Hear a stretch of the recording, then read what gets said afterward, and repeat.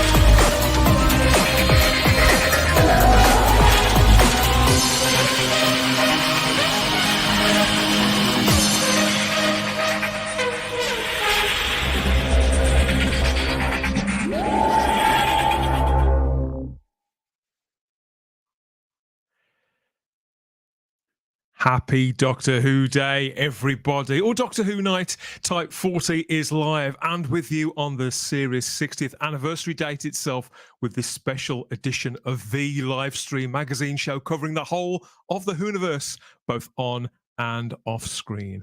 Happily this time it's on screen. Doctor Who is back to life, back to the forefront of British popular culture and in full colour. As always, we're materialising here on YouTube, Rumble and on Facebook for the 60th anniversary. Whichever platform, time stream or time zone you're joining us from, welcome. Yes, this is Type 40 Live, where we hit your view screen in real time in front of a live chat full of friends, fans and companions just like you. What an evening. The panel are freshish, I think. There's no time to waste because they're bringing their takes fresh from the sofa, and the return of the Daleks. The Daleks themselves. The Daleks. Which Daleks? Was it these? Was it these Daleks? Those Daleks? No, definitely wasn't those Daleks. No, it was those Daleks. No, it wasn't them either, was it? Thank heaven for that. But yeah, we definitely saw some Daleks if you were tuned to BBC 4 a little while ago. Doctor Who's 60th anniversary is here at last, everyone. And the festivities have begun, and so has the special programming from the BBC.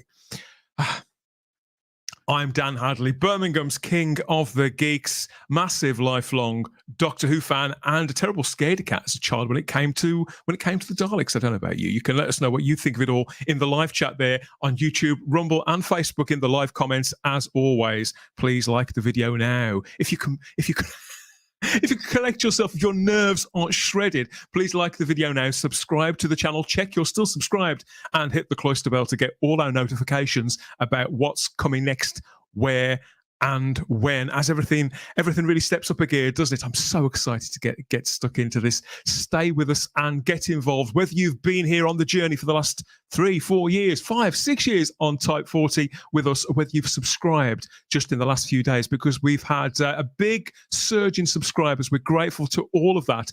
We know a lot of it's down to the 60th anniversary, of course it is. But whatever the occasion, whatever the reason, however you've found us, we're happy that you're here. It's been a very, very long countdown to this anniversary, over 2 years, and what we're going to get is unlikely to please everyone, be that this evening or over the next 3 Saturdays. The brand new specials, they kick off, don't they, on Saturday the 25th of November. But for now, it can't be argued. Doctor Who lives, and it's back.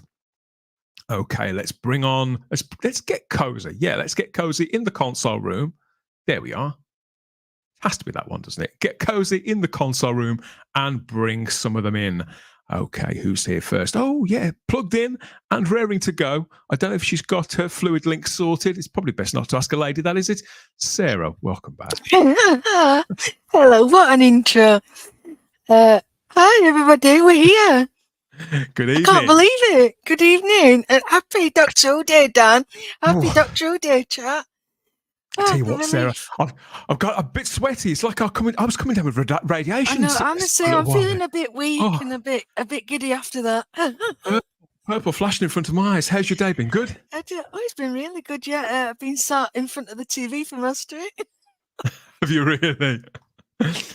Watching Doctors, was it? Binge watching Doctors? Binge watching Doctors, yeah, that's got the stuck one. on the wrong iPlayer folder.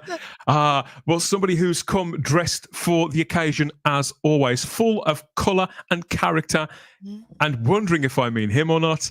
Simon Horton, happy Doctor Who Day. Happy Doctor Who Day, everybody. And yeah, I've come in my most colourful jumper. Because I just kind of thought I can't wear too many colours tonight because of what we're celebrating. So I just thought, let's go for it. You look magnificent, my friend. As always. We have somebody else as well, whether they're plugged in or they're present, whether they're correct or not, it's anyone's guess. He's hardly ever correct if you ask me, but he's here anyway. Happy Doctor Who Day, Mega Geek Ian David Diaz. Hello, everybody. No, still no camera. No. I'm in colour. There I am. Hey! They've touched him up as well. Look, he's looking better than ever. They came and coloured me, so I'm all right. Brilliant. Well done. See what you did there. Very good. Nicely done. Happy Doctor Who Day. Happy Doctor Who Day, buddy. What a day. Now, we may have others materialising later. We're gonna wait and see. So make yourselves comfy in the console room. It's not Saturday. God, I'm getting ahead of myself. It's Thursday, the 23rd of November 2023, Doctor Who's Diamond anniversary date, and BBC4 has premiered something very, very special. They only announced originally around a month ago. Everybody got very, very excited. A lot of people did at any rate, but there's been so much in the news cycle over the last few days, Simon. So much of the character and the distinct personality of Doctor Who and Doctor Who fans has sort of come to the forefront, and you sent this along to me to prove just that. So what exactly is this? Indeed, I did. There's a few of these doing the rounds at the moment on social media and out there in the real world. They're photographs, obviously, of what's happening out there. And there's loads of these. I don't actually know what the idea is behind these knitted things that they do now on top of post boxes. There must be some reason, but for whatever reason, that they knit things now and put them on top of sort of woolly warmers, don't they? And put them on top of post boxes. And so there are various Doctor Who ones doing the rounds for the 60th anniversary, of course. And I've seen sort of 3 or 4 so far on social media of these that have. I mean, isn't that just brilliant that people have knitted? Yeah, it's gorgeous. Specifically for the 60th anniversary, and they put them on top of post boxes all around the country. If you've got any, please send us the photos, because they're just so sweet. I just love them. Oh, they're gorgeous. They all seem to basically include a TARDIS, a Dalek, and somebody in a long multicoloured scarf. I can't imagine why. The detail on it. I mean, especially that Dalek. That's just it's great, it's isn't incredible. It's great. remarkable. They actually call them screw. I see there's a screw in the top for the eyepiece, and there's a raw plug there for for the Daleks exterminator gun. Yeah, very, very clever. I like it. They're actually called post box toppers, aren't they? And I think there was some. They were some for the Queen's Jubilee. I think there was some too for the King's coronation and various other national events and things like that. But to see these Doctor Who ones, wow, it's nice, isn't it? It's just as we always say, these kinds of things just go to prove what we know, which is Doctor Who is just absolutely integral to the British consciousness, not necessarily worldwide, but really people have to realise that however much the show might be on a bit of a downer with its current form or its old current form, it's still loved by the public. It really is. Just the idea.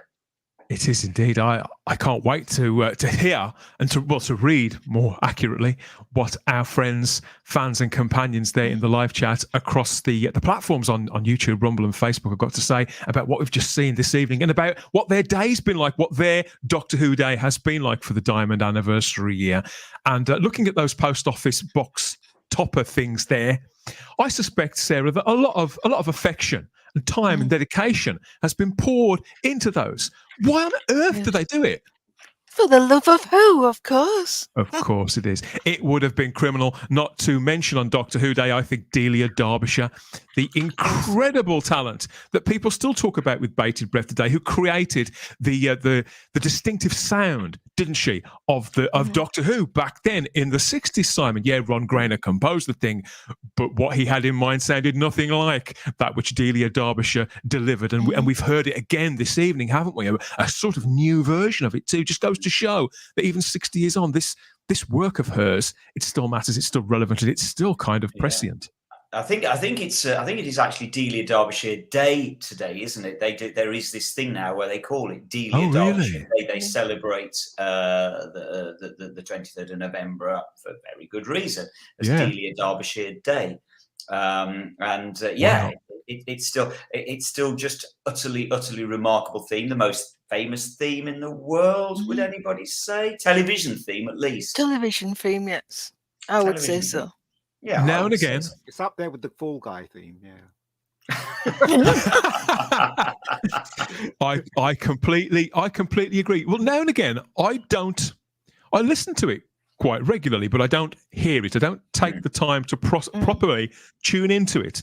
And then every few months, actually, maybe even every 18 months or a couple of years, I hear the original theme again, and it just strikes me how much I take it for granted. We spoke about this on the recent edition of the podcast, didn't we, about the TARDIS set? Yeah. But I think it's the same with the theme tune too. When you hear it again in its purest form, Sarah.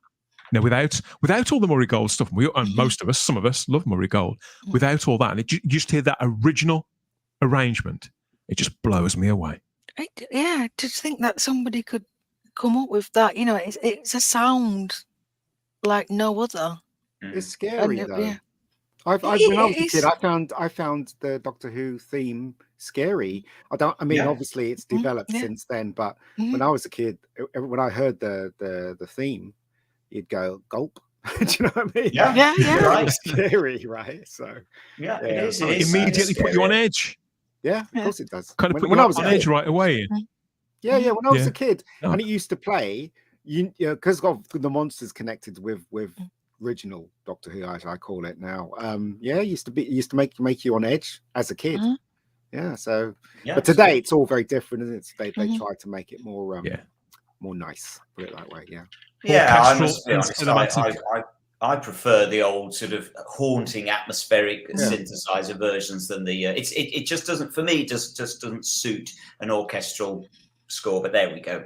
Well, it's been tinkered with again today. Well, I've no doubt we'll get into that. If you want to hear us talk about some of the other cornerstones of Doctor Who, then you can do just that on the most recent edition of the Type 40 podcast itself, where we look at some Whoniversal truths, I think, about the Doctors, the companions, the monsters, and the magic of Doctor Who. Sarah, Simon, and myself, we tried to encapsulate it, didn't we, in one conversation? I'm not sure I'm not sure whether we did very well or not. I don't think it's for us to say. I think we did, actually. I think we did a pretty good job.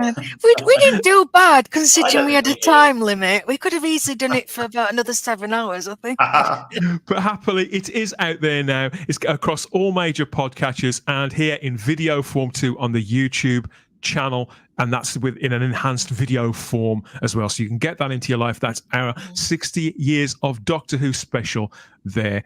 Back here on Type 40 Live, we're primed and ready for everything that's coming over the next 3-4 more weeks. I think it's going to get heavy on the Who between now and the new year, and we're ready. The 60th anniversary is finally here. We've been talking about it for well over 2 years, Ian. Now we get to actually savor it piece by piece, get stuck in and share it with everybody out there watching on YouTube, Rumble, Facebook, and in the Type 40 Facebook group too. No time like the present. I think it's time that we got stuck in. Where are we? Yeah, these guys. Click the buttons. Click the buttons. Like and subscribe. Click the buttons. Click the buttons. Like and subscribe. Like and subscribe.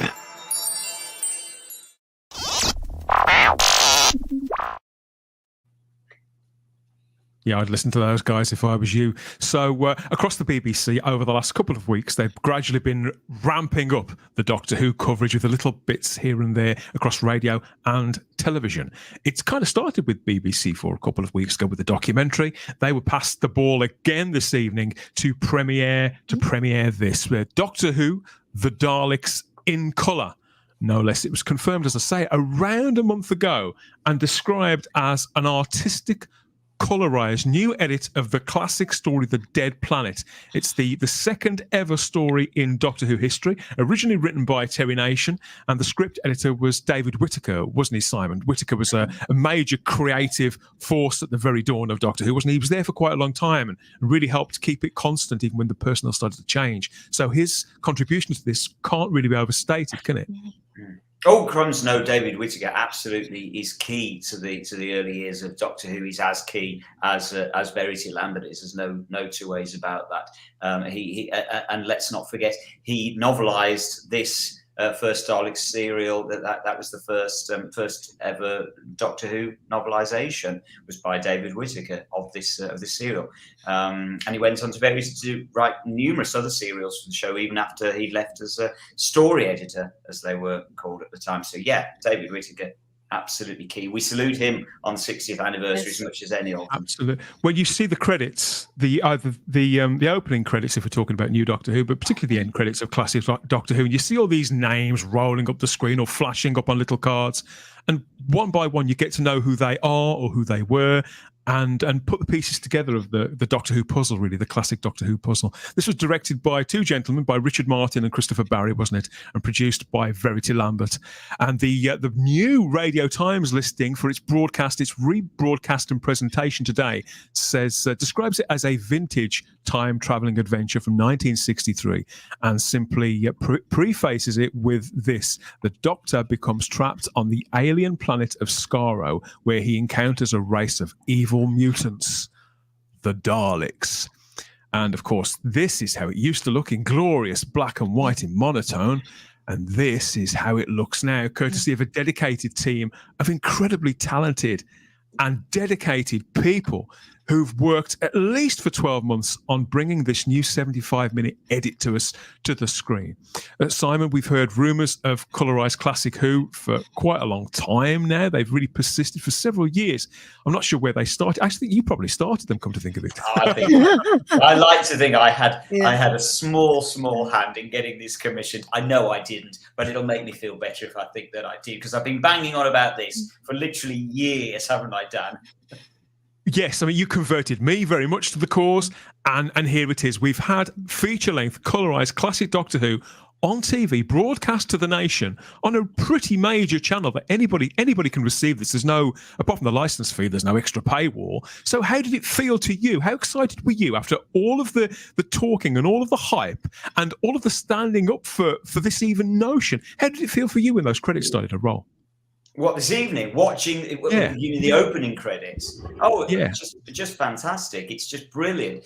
What has surprised me is that, and delighted me, is that BBC4 have broadcast it. Let's be clear about this. This was broadcast to the nation. This wasn't just on some DVD that's been shoved out that people will buy on Amazon or wherever. It's brilliant to think that the whole nation was able to watch this. And so that, to me, is the real thrill of it, because I genuinely would have thought if they were going to do this, it would have come out as a DVD. It would never in a million years have been broadcast. And so that's the thrill for me. It was brilliant to watch it going out live, wasn't it?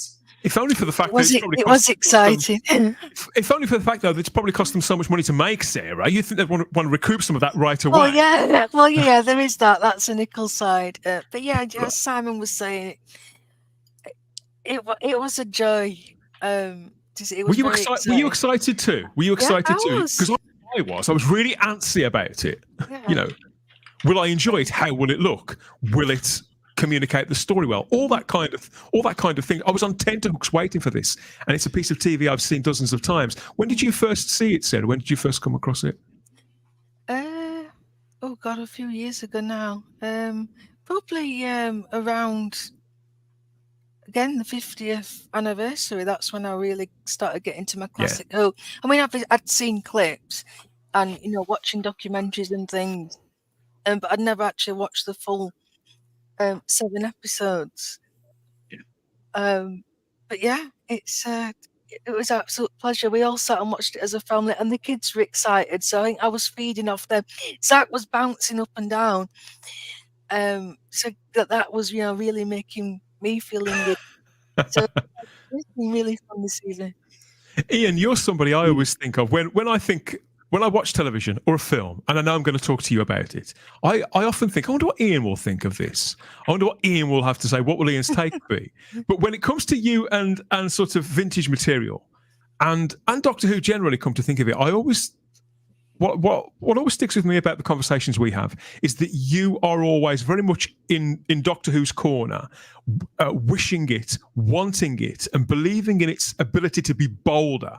Whether it's in the past or the present, this is a pretty bold thing for the franchise to do, isn't it? So obviously you've watched this. How did you feel about it when you were watching it? Because again, you were somebody who was, I wouldn't say cold to the idea, but you were pretty lukewarm. I think we managed to convert you a little bit a couple of weeks ago here on the show. But were you seduced as well? Were you excited to sit down and watch it? I was very excited, as you guys know, to watch this version of the Daleks. What's the episode called? I keep forgetting what the episode. The Daleks. The Daleks. Yeah. This presentation, I've got into the habit of calling it the Dead Planet the last few years, but this production is definitely called the Daleks in colour. I mean, I did really enjoy it. I was a bit disappointed with the quality of the picture though, because I thought it'd be better than that. Because that picture you just showed just now is so much better than the picture that was presented, and I was watching it in HD as well. BBC HD, so it was a bit fuzzy. But I mean, I guess they did the best they could with the time that they had, I guess. But I thoroughly enjoyed this. Actually, I think it's slightly better. I mean, I know Simon's going to kill me for this. Than the original 7 episodes. I thought it was better. The 7. I really did, because it moved faster. And also what makes me laugh is that it also has a lot of action and edge of your seat stuff in it within a huge small space of time. It really does. And I kept thinking to myself, why wasn't the latest Doctor Who's like this? Because it was just concentrating on action. And also another thing, I keep forgetting that the first Doctor was a real, excuse my language, bastard, wasn't he? Really, let's face it. He was a real bastard. So there was a real. Yeah. There was a real drive to the story. I think you're right in. You were aware they were pushing things along and trying to push our buttons as well as viewers. Yeah, and I, as I said, right, I loved watching this. I really do. I love watching the colorization. It's a shame they didn't do any visual effects to correct some of the bad visual effects in it. But as far as I'm concerned, it's all I think they probably did. I think they probably did. I think they probably did more than you think, because there were little things that I noticed that there were just little things here and there. I think it depends on how familiar you are with the original material. Simon, only seen the 7 episodes. Yeah, I mean, I love the new Dalek death rays that they've added in. Those are just brilliant. Yeah, I like that. I wasn't sure, and the whole TARDIS materialization and dematerialization, that was all new CGI, and I can't quite work out why. I'd have to go back and look at the story again to realize, is it that the materialization is not very good? I wasn't sure about. I think it could be. I think it could be to make the material more time efficient to work with, Sarah. That would be my. It looked a bit too, a bit cartoony. Yeah, it did. Like, but yeah, it didn't take me out of it, but it was something. It jarred a bit, didn't it? Because it's also down to the quality, as Ian says, the picture quality. It's muddy. There's no two ways about it. The original prints are muddy, and so when you get that very, very sharp, clean CGI TARDIS, it stood out a bit. And then there's also that they also did new CGI shots of the Dalek city, which again just stood out a little bit for me. I would have. Am I right in thinking, though, Simon, that of those original 7 episodes, even though they all exist, we're very lucky to still have them at all, aren't we? Because it was decimated by the BBC's culling in the 70s. It was literally in the skip. So, but some of them are on different stock than others, aren't they? Have survived in different formats to others. So there's no. Well, there is continuity between the material, but there's not in some ways. Yeah, it varies. It does. And you could tell that. In various scenes, but I've got to say, when they're first coming out of the petrified forest and they're looking through the binoculars for the first time and they see the city, I actually gasped at how beautiful. I mean, the mod work looks fantastic anyway, but to see it in colour, that really did take my breath away. I personally loved the way that they blended it with the CGI to tell the story, to convey it all. Again, efficiently within the time that they'd got, and I was just completely captivated by it right away. How they bled out from black and white into the colour too. I thought it was fabulous. I thought that was a little bit strange, though, Dan. That threw me a little bit. That the title sequence starts in colour and then goes black and white. And I guess that the reason they did it was because of that sort of the negative image that opens the Dead Planet episode. But it just seemed a bit strange to do the title scenes in colour and then come into black and white and then go back into colour. It felt a bit awkward to me. I think it was to heighten anticipation. I think they know that we were waiting.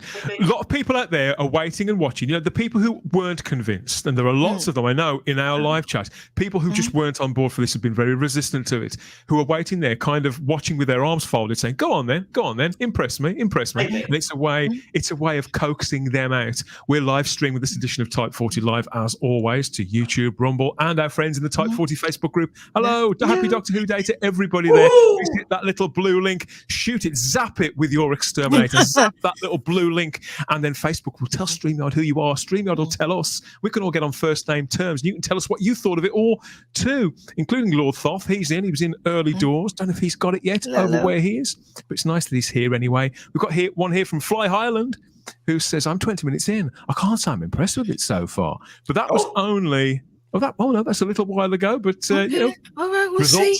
Results may vary. Ahoy shipmate, says Crimpling Doubloon. Good stuff. And a hi all from SK Props. Going to make our way through these various messages as we disclose our takes on the Daleks in colour. Rose M. Kirby says, hey, happy 60th anniversary birthday, Doctor Who, and to American friends, happy Thanksgiving. Hello, good morning, afternoon, and evening. It covers everything. Rose likes to be comprehensive. Yeah, we certainly should be saying happy Thanksgiving to all our Thanksgiving. friends watching. Well, they won't be watching this. They'll be eating too much turkey. They could be doing both. I bet Gary Akers is doing both. Yeah, the retro doc. He will be. Sat on the bog. Yeah, watching us on a portable device. I think we do. I think we play very well in the smallest room in the house. So we do. The feedback that I get, we go down very well there. Hi all from Davros on Starro, nonetheless. Good to have you aboard, I think. Lord and Master, great one, the great healer. And we've got a hello from Al Hatch too, and a happy 60th, everyone, from John Youlden. Hi, John. Hello, John. Happy 60th. Yeah, so obviously we've spoken to some of the gentlemen that have been involved in putting this together, haven't we, Simon? A couple of times. So we were a bit more than a little bit stoked up for this. But I suppose when you look at a classic story like the Daleks, like the Dead Planet, somebody mentions it to you, and immediately your head is filled with a rush of imagery and sensations and moments, many of which, particularly in this story, have been sort of clipped out and used a lot and have lived on, haven't they, outside of the show. So to touch those at all, again, it's a different kind of bravery, I think. I mean, I know the gentleman has been worth their while, don't get me wrong. I know they've hungered to do this for a while, but even so, I think I'd have been, every click of the mouse or wave of a stylus, I think I'd have been nervous. But for example, this picture here of Jacqueline Hill, it's Barbara Wright against the wall while she's about to be probed by a Dalek sucker. We've all seen this image, haven't we? Over and over again. This is iconic, but then again, a lot of Doctor Who things are. And so to go into that and to make this happen, and to make choices like that, and to bring it to life, to bring it to colour, to make choices about, because I suppose some items of clothing will know what colours they wear, others they won't. Each of us will have our own ideas in our own heads, won't we? What colour, for example, Barbara's blouse was. I've got to be honest, I didn't like the pink. I think that's my only criticism. In terms of the colorization, it's not what I imagined doing, but also I just don't think it's the right color pink. I mean, do we know? Yeah, we do. We do know. It's a very sort of pale blue, almost white. Oh, I thought it was pale blue as well. I wonder why they didn't go pale blue. And I guess that the reason they came away from blue was because there is a lot of blue already. That they've used in the palette. But pink is just, I'm sorry, I'm with you on this one. It looks wrong. It's garish. It stands out. It clashes with her sort of her sort of camel fawn whatever skirt. It's just it's not a good look. It's one of my only criticisms with this. Yeah, I think I'd have just kept it white or off white. Yeah, just off white. That's all it needs is off white. There are several things in this that did conflict with how I'd imagined that they would be, particularly that. But it did grow on me. And there was others all the way through as well, little things on the sets. But over time, the longer I spent in this universe, in this version of the story, Ian, the more I kind of got accustomed to it, how lurid it was. It reminded me of, for example, the Adam West Batman series, that kind of things, TV from around that time. I thought, well, what would it have looked like then? Because there are some of the colours, Ian, we know that the colours on set, just like Sarah and Simon have just been saying about Barbara's top, we know that some of the colours on set weren't the colours that have eventually made it to the screen in this. But I think I understand why they've made each choice. I mean, it doesn't bother me what colour it is. It just brings another dimension. Everything that's coloured just brings another dimension to watching those episodes again. Do you know, I must confess, I only watched Dalek once, the full seven episodes, the full 7 episodes. I only watched it once, so I could just about remember it, but I still, I mean, I thought it dragged the 7 episodes, but this one, this one was very concise. And what made me laugh was the bit where the guy was jumping. He's like, every moment was a cliffhanger, wasn't it? Let's face it. All in one way towards the end. Yeah. It was great. I really enjoyed it. I came out with a big smile on my face after the credits was going up. I thought that was enjoyable. It was really enjoyable. I thought it was slightly too concise.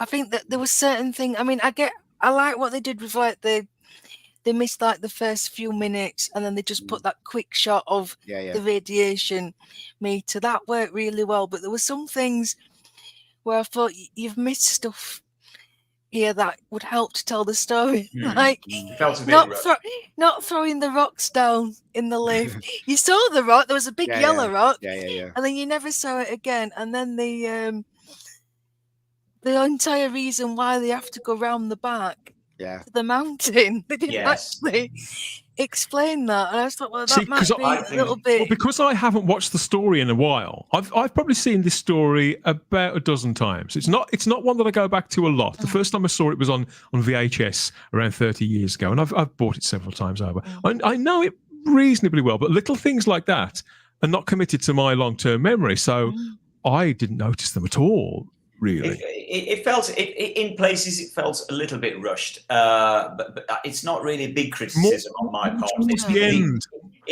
Yeah, you're right. It was towards the end. The first half of it feels very, very well paced, and I have to say, overall, I liked the new edit very much.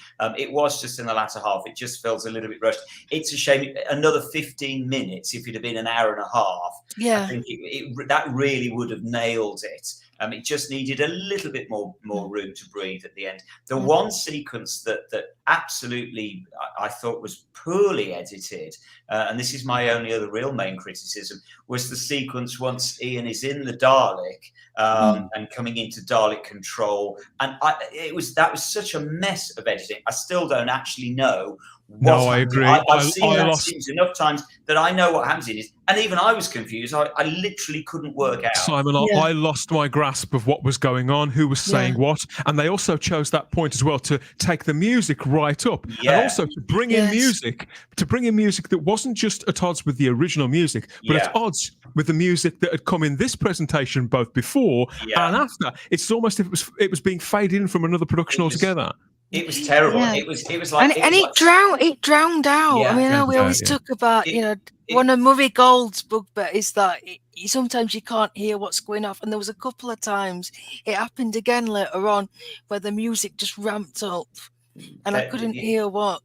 Yeah, that scene in particular. I mean, it was like sort of Kev McCulloch's worst music. That was. It was terrible. That was the only scene I would pick out and say, in 75 minutes where it could have gone off the rails at any point. That was the only scene for me as well. Exactly. It was the only one, and I genuinely don't know what happened with that scene. It was like they almost transmitted an early edit of it or something. That it was just terrible, and the music was just awful. It was so out of keeping with anything.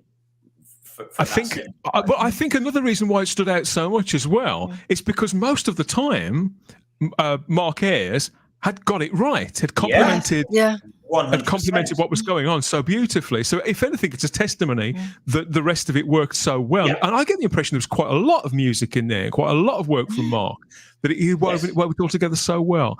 Gary Akers is in the live chat, Sarah, and he says it was an interesting experiment with all the super quick cuts, the music overlays, the overlays of dialogue onto other scenes.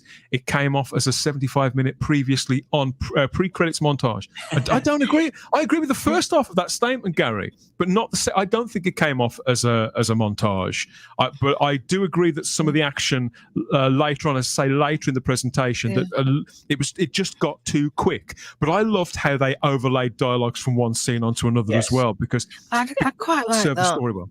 And I liked what I think did work well is when they were quick cutting between being in the mountains and what the Doctor and Sue, because that always dragged, because you're going back to the mountain and then going back to what they're doing, and then so that is a example where it did work well. And it's often for 3 or 4 minutes at a time as well, isn't it? Rather than 10 seconds. It's like masses of time. And the other place I thought it worked really, really well was the intercutting between Susan in the forest going back to the TARDIS and the other three still in the Dalek cell suffering from radiation poisoning. The way they intercut that was really, really well done as well.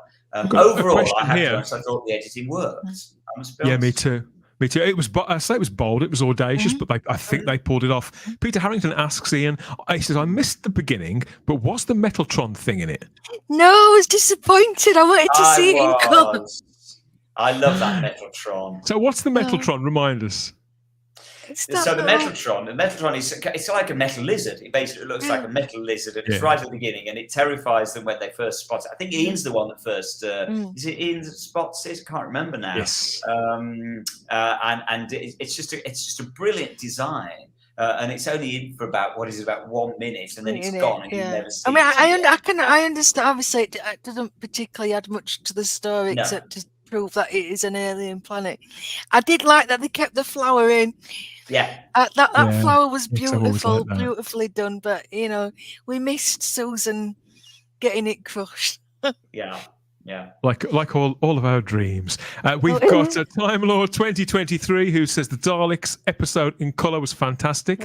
I really enjoyed it. Good to see you, Time Lord. I'm glad you've had a good time with that. Also, it was fun. When you watch it, you realise how inventive they had to be as well. Yeah. Because you can see the sets. You can see that the sets a lot more than the black and white version. You can tell they were obviously using the same forest or using the same stuff to when she's running through the forest. It was basically the same set, but they were mixing it up and stuff like that. So they had to, obviously, because the budget was really low, had to be really inventive, didn't they? Especially when they were coming through the Dalek corridor. You can tell it's a painting behind them, and stuff like that. But it's in black and white. I guess. You can't see. Well, that was another moment. That was another moment where bloody Ewan got inside my head, because when that came on, and there was that one scene. I know the scene that you're talking about, because you could see it was a backdrop. But because they'd done it. I think that would have been Richard Martin who directed that episode. He'd chosen a Dutch angle to put it on. Yes. And so you were at a slant, and then the door also comes down at a further angle, and it just makes you feel like you're in an alien environment. You're not in a TV studio. I have to say that what was the cliffhanger to episode 1, which is basically Barbara, getting hemmed in, progressively into a smaller space. I still think it's one of the greatest cliffhangers in the history of Doctor Who ever. But the way they edited it this time around was and with the sound as well. And I was watching in surround sound, so it was in. I don't know whether it was in 5.1 or whether it's just simulated 5.1, but it was definitely in surround sound, and it was fantastic. That sequence really gave me goosebumps. It was beautifully put together. That again, the heightening of expectation is I would have let Barbara scream play out a little bit longer, because in the cliffhanger, the way it runs, it really they it was quite it kind of happened too quick. And it's cut off in this version, which I just think is a shame. There's no need to cut it off. Also, I forgot that bit where they took the Dalek out of the thing, and you, because like I remember obviously I never saw this as a kid because I wasn't even born, but could you imagine the kids being terrified? You didn't even see it, just saw the hand sticking out of the thing. But the noise makes your skin crawl. It's a brilliant. And just their reactions when they were looking at it, when they lifted it, go outside, girls, go outside. Well, Ian looks at it, doesn't he? So he peers in, and they have, when he takes the lid off the Dalek, there's a kind of vacuum sound, which is new, and then there's a squelching and a clicking sound as he takes it out. He has a good look. He says, "Oh no, you don't want to see this." But the first time I ever saw that on VHS in black and white, really, really murky. That did. I mean, I was in my teens, and it was like, "Oh, it did unnerve me." So I can imagine kids being scared, and I thought it was beautifully done. I think that people would still be unnerved by it, and seeing the claw just come out of the cloak. You could see what they were trying to do there. They were trying to, even though it was called Doctor Who and Hartnell was the main star, they kept trying to push him away and let Ian do all the running around. Even Ian came up with a lot of ideas, more ideas than the actual Doctor itself. But then again, the Doctor was being developed, wasn't he, at that moment in time? So it's interesting. I like going back and looking at things and how it developed and how it's gotten to this point, you know. I mean, what struck me watching it this time, specifically on this sort of 75-minute cut, what struck me is how much it really is just a rollicking good adventure. It's a real. It's almost not wanting to sound sexist, but it is a boys' own adventure. It's the kind of thing that would have been in the 60s in a boys' own annual. It's just a rollicking good adventure, and especially once they are, marching through the mountains and going through the lake of mutations and all that. It just is. It's a damn good adventure story at the end of the day, and it's beautifully written by Terry Nation, certainly. And what about the bit where he goes, "You don't want to put make the kid go out there in the jungle on her own"? It's like, well, she's not. Is she technically a kid? I don't know. She looks a lot older. She was meant to be 15. But in reality, Carol Ann Ford was 21, 22? 21, I think, Lots of happy Doctor Who Day messages here in the live chat across YouTube, Rumble and Facebook, not least of all from Harry Palmer and from Mike, aka Clobby of Clobbering Times. We've got Nicholas Horton's in too, Peter Harrington, T-Dwarf Productions as well. Everyone loves the silver and blue Daleks. They took artistic license with some things, but these Daleks, these were exactly as we'd always seen them in pictures, and they were beautifully done, weren't they? Faultless, in fact. Yeah, I can't fault the Daleks at all. They were stunning. I wish the picture looked like that though when we were watching it. But I think as much as anything, the problem is that it's in the movements that it just is. It's blurry. As I say, it is a muddy picture. It isn't the highest definition picture, simple as that. And it is particularly noticeable when the shots are moving. I've got to just say, I don't know whether anybody else has spotted, but we have one of the colorization artists in the chat this evening. I love the name of this fantastic. person. I'm fairly sure that's Chroma. This person is called. Which I think could be Scott. I'm not sure because I do get the colorization people mixed up. There are several people here. Well, I'll move through the chat messages because we've got quite a few. You'll find at 4 minutes past 9. I'm fairly sure that's Chrome first chatted. Hello, I'm fairly sure. I love what you've done with your name there. You've Chroma spelled CHROMA. See what they did there? Very, very clever. Make yourself known if that is you, Scott, or anybody else. And Nigel David says, "Yo, Whovians, I will allow you that since it's Doctor Who Day, Nigel. Happy 60th birthday. Whatever you want to be." Yes. Oh, yes, here we are. I'm fairly sure that's Chroma says. There we go. It's just such a brilliant. I love that. So clever. Hello, love. We want to know what stuff you worked on Chroma. Let us know which bits you did. Ross Spencer says Doctor Who was so much better done back then. Well, it was a different time, wasn't it? Yeah. Very different time. Jackie Hill is so beautiful. Seeing the actors there, particularly in scenes, as I say, some of the scenes, some of the sets make it more conducive to colorization than others, depending on how they're lit. And I thought all the scenes in the TARDIS, we got a good look at the complexions and the brows and the lines on the faces of our 4 regulars in a resolution to a standard that I don't think I've ever seen before, even in still photography. Yeah, there were some beautiful details, especially I noticed it more in Hartnell's face, I think, just like you said, because we haven't seen that detail before. But yeah, they all look fantastic. The set looked incredible as well. The whole environment still, it looks as good as I always hoped it would, Simon, when we've talked about it in the past.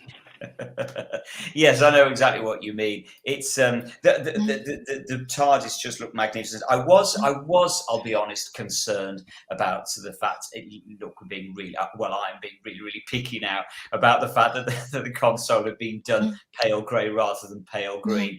But look, the truth of it is, both are equally legitimate. The console itself was pale green in real life, but that's because it was supposed to be pale grey silver on screen. So I totally accept that either interpretation is utterly legitimate, and I'm just being a little bit naughty there. But actually, you saw very little of the TARDIS console when all said and done. Anyway, yeah, that's true. We saw very little of the interior, so. You know. Well, at least the roundels was actually there, because I remember watching some of Pat Troughton's ones where it was just a painting behind him. You know what I mean? So at least the roundels were there. So that's one good thing about this. But as I said, I thoroughly enjoyed it. It was really I'm so pleased. I'm so pleased you did, because the results on this are going to vary, because obviously it's material that a lot of us know really, really well. And a spell like this is going to be far easier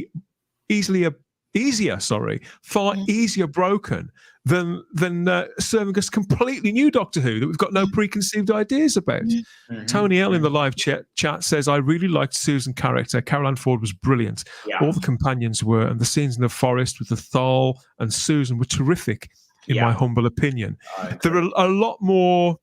I think at the end of the day, because they both play it with such conviction, you believe that they are who they say they are.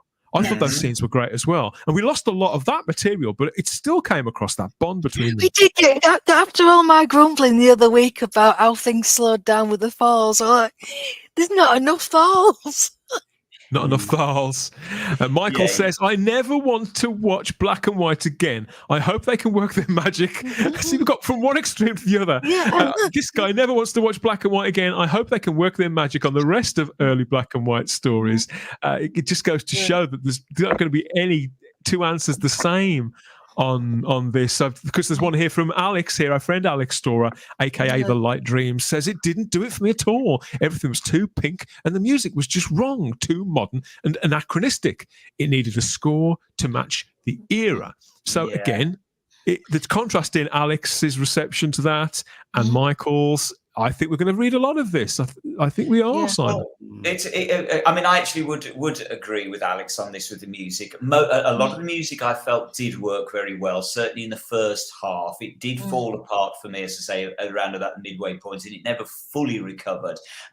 But the thing with this, of course, it's going to be divisive. Not everybody is going to like this. No. Not everybody's going to get it. So, and all opinions are valid. The way, of course, to look at it always, which is what we always say, is you don't have to buy into it if you don't want to. The black and white version is there. The problems you get, which we are obviously not going to go into tonight, are where things get cancelled and removed, mentioning a certain car-led scientist that has kind of been attempted to be erased. That's the problem. Different question. With the Daleks. With this serial, it's still there now on iPlayer in its full 7 episodes, black and white glory, so you can go and watch it. This is very, very much, to me, it is an experiment. It's a bit of fun. I was watching it thinking, to a large extent, it almost just feels like sort of, I don't know, sort of Christmas special kind of thing. Yes. You know what I mean? This is intended to be just a bit of fun. It was never intended to replace the original. It still isn't. It's just fun. And I think that people sitting at home, the general public, just sitting watching this, I would like to think would be a little bit engaged by. My other half thoroughly enjoyed it. Yeah, mine did. The boys did. That's what it's there for. Can I ask a question? I had a lot of fun with it as well. Can I ask a question? Right. So, because I can't remember the full 7 episodes. You know the bit where that guy was hanging off the rope and Ian was trying to hold on. Yeah. Why did he commit suicide? Was there a reason why he did? Well, because Ian would have been pulled to his death. I know, but he was really scared though to jump in the first place. So if just to say that if he was scared to jump in the first place and he was terrified, why would he literally commit suicide? I see what you mean. I see what you mean. Well, I guess he found his nobility, didn't he? Okay. Well, again, that kind of got lost because there was further scenes in the story in where it was scared from the start, wasn't it, about going that way because previous Thals had died. That all plays out over a full episode as well. But I thought it communicated itself again quite well. But I know, again, I know what you mean. I think if I have, and you mentioned it right away, Simon, I'd say it probably did need an extra 10 minutes. And that 10 minutes would have probably been best suited. At the end, I felt the pace did quicken up at a rate that I wasn't expecting. Also, another thing, sorry, is that the Doctor and Ian, they were very... bullyish, weren't they? Because remember Ian was trying to explain to those people, you got to fight, and he goes, I'm going to take this woman away. And the guy smacks him one. I was thinking to myself, how raw is that? Do you know what I mean? That's so raw, Made me laugh. As I said, it's when you look at, what Hartnell reminded me of. He reminded me of the first few episodes of Bacaldi's run. Because Bacaldi was like that, wasn't he? He was like, he literally left, what's the name? Brusque. Ben for herself. And stuff like that. So it was really, it was really selfish now and again. When I think of Hartnell, though, lately, Hartnell reminds me of someone else, or someone else reminds me of Hartnell. Who it could be? Oh, I know. It's our Doctor on call. He's here. We've got him. Welcome to Type 40 Live, back from our Halloween show. He has moved since. It's Stephen. That was a cheeky little intro there, wasn't it? Can you hear me? That's good. Yes. I can hear you loud and clear. Hello. Good evening. You look like you're in some sort of illegal drinking establishment. Well, I've got a glass of, this is what looks like piss and vinegar in honour of Verity Lambert, of course. Yeah. Which was which was what Sydney Newman described as. And I've tried to decorate the area above the piano appropriately for the evening. Yeah, I don't think you could get any more things Doctor Who in that. We're losing you. Brilliant. You want us?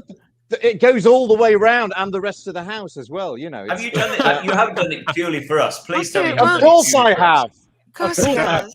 But it's all very, very delicately balanced. So if I move a little bit too far to the right, the whole lot will collapse, and those candles are going to set fire to all this stationery. And you have kind of put us all to shame. All I've got is a TARDIS. As delicately balanced there's as always Type 40 something Live to be always said. is.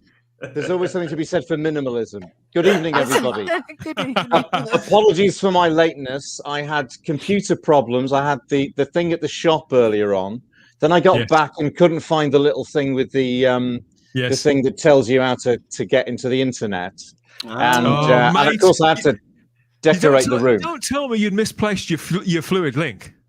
Well, no mercury. No mercury. There's nothing wrong with the fluid link, I need to tell you. It was all a ruse. So how are we getting on? Did we enjoy the show? Yeah, we loved it. I bloody loved it. I watched all 7 black and white episodes this morning again. Wow. In preparation. I have seen them before. and then I watched it this evening. I had mixed feelings about it, but I think what I think is wonderful is that doing this, colorizing it and putting it out on the day with all the fanfare around it will bring it to a new audience, and there'll be people who are put off by black and white, and the length of it. It is bloody long. It is. As I was re-experiencing today. But it's such a great story. I think I was reminded today watching it and I watched An Unearthly Child and the whole 4 episodes beforehand yesterday. And I think you can look at the first story that sort of sets out the stall. This is what the show can do. We can go anywhere in space and time in this box. And the Doctor is this extraordinary enigmatic character, and so you've got the basically the basics of what the show does, and then the Daleks. I think why the show has lasted so long, obviously the fact you can go anywhere in space and time, but then you get this genius design. I don't know if I told you about my ex who hated Doctor Who, everything about it, but one day she was looking at this on a shelf. And she was mesmerized by it. And she said, she was Irish. She said, fucking hell, that's an amazing design, isn't it? And she who loathed everything about Doctor Who, was hypnotized by what it looks like. But then you think about what Nation did with it, or, whoever was responsible for what came on the screen. And the program sets out with this as its symbol, to address the sort of the hinge on which the whole of 20th century history turns. It's only 18 years since the end of World War II. And you've got a children's series, a family series, which shows a world which has been devastated by a nuclear war. And the effects are this race have been turned into monstrous mutants contained in these things.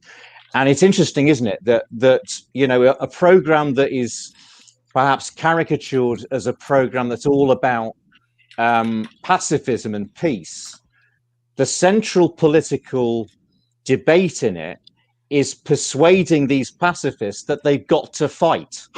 So it's actually an argument for war. Oh yeah, it's very much words when they use the word neutron bomb. It's not a word you hear very often now, but neutron bomb, that must have carried such weight to it. But for people watching that in 63, particularly the older generation, the parents and the grandparents who'd lived through that time. And well, I mean, you really go on. Sorry, Stephen. No, you go on, Simon. I'd like to get back to the comments. Tonight, I've never really noticed before, following on from that, Dan, is that Hartnell mentions that the Doctor talks about how we've been walking around in Fallout, and I thought that was really interesting because Fallout was not actually. I didn't even realise Fallout was even known in the 60s. It clearly was. And that in particular, following on from we're only how many years? Again, 18 years from the Hiroshima bomb. Yeah. That we're really not very sobering. We're not very far away. I mean, somebody needs to Google it, from the Peter Watkins film that was actually banned by the BBC. War Game. The War Game. Oh, that was so there you've got this. What year was that? The War Game? 60. I think it was 68, wasn't it? The War Game. I think it's closer I'll to find this. out for you. I mean, this is exactly a year on from the Cuban Missile Crisis when it nearly happened. And here you've got this family program, kids program in inverted commas, going right in, without any mealy-mouthedness. 66. 66 was it? Okay, yes. I have to get back to the live chat now and look at some of these questions, everybody. Sorry to interrupt. We've got a comment here from Mike, aka Clobby, who asks, you may have addressed this already, we have, but we'll get back to it again and answer the question.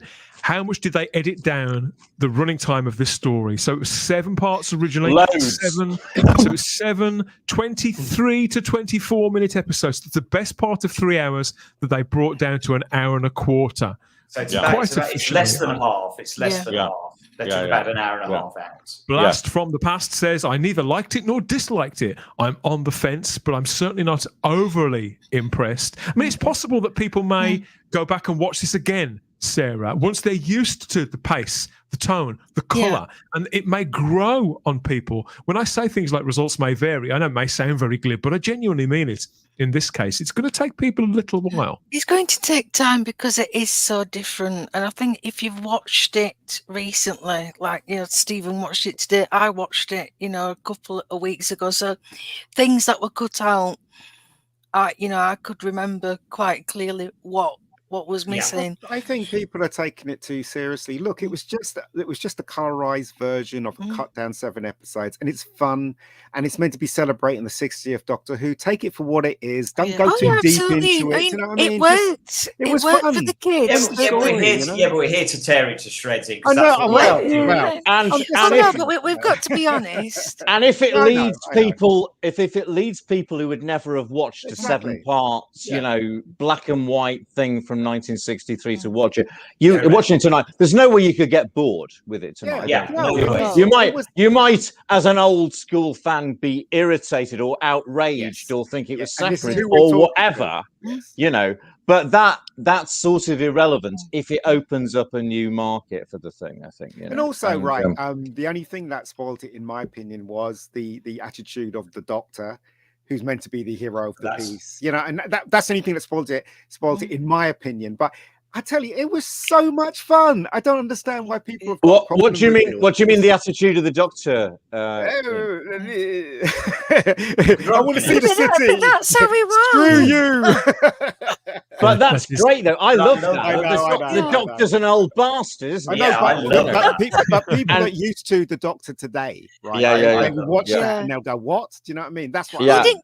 My boys laughed at it because they could tell about the tone of the voice that obviously the Doctor was lying, and like Ian's face of I know. Oh, what a coincidence! They completely bought into that, so they knew. So funny. If it wasn't for the Doctor's scientific curiosity, we'd never have a bloody series. In the hands of those two namby-pamby 1950s school teachers that have been back in the TARDIS and away, so we never got bloody anywhere again.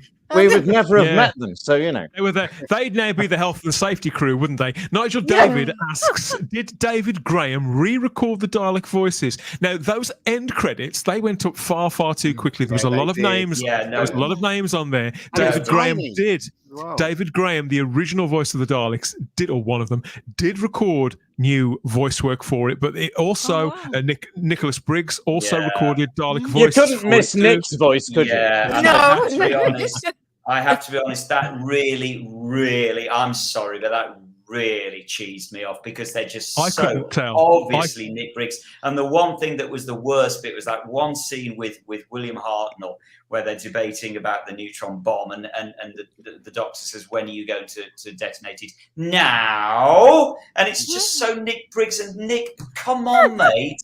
The Daleks didn't talk like that in 1963. Have you watched the Daleks? Oh my I'm God. sorry, but Oh my what was that Mark all Milford. about? Mark Milford Seriously. asks, "Is the colorization version now a Bad Wolf production instead of just the BBC?" Yes, Bad Wolf have been the driving creative force for this, as I understand it. I mean, if any of the guys are in the live chat again, the bulk of the work has been done on Bad Wolf premises. It's been under their guardianship, particularly, as I understand, Phil Collinson. We've got a quote here from Phil.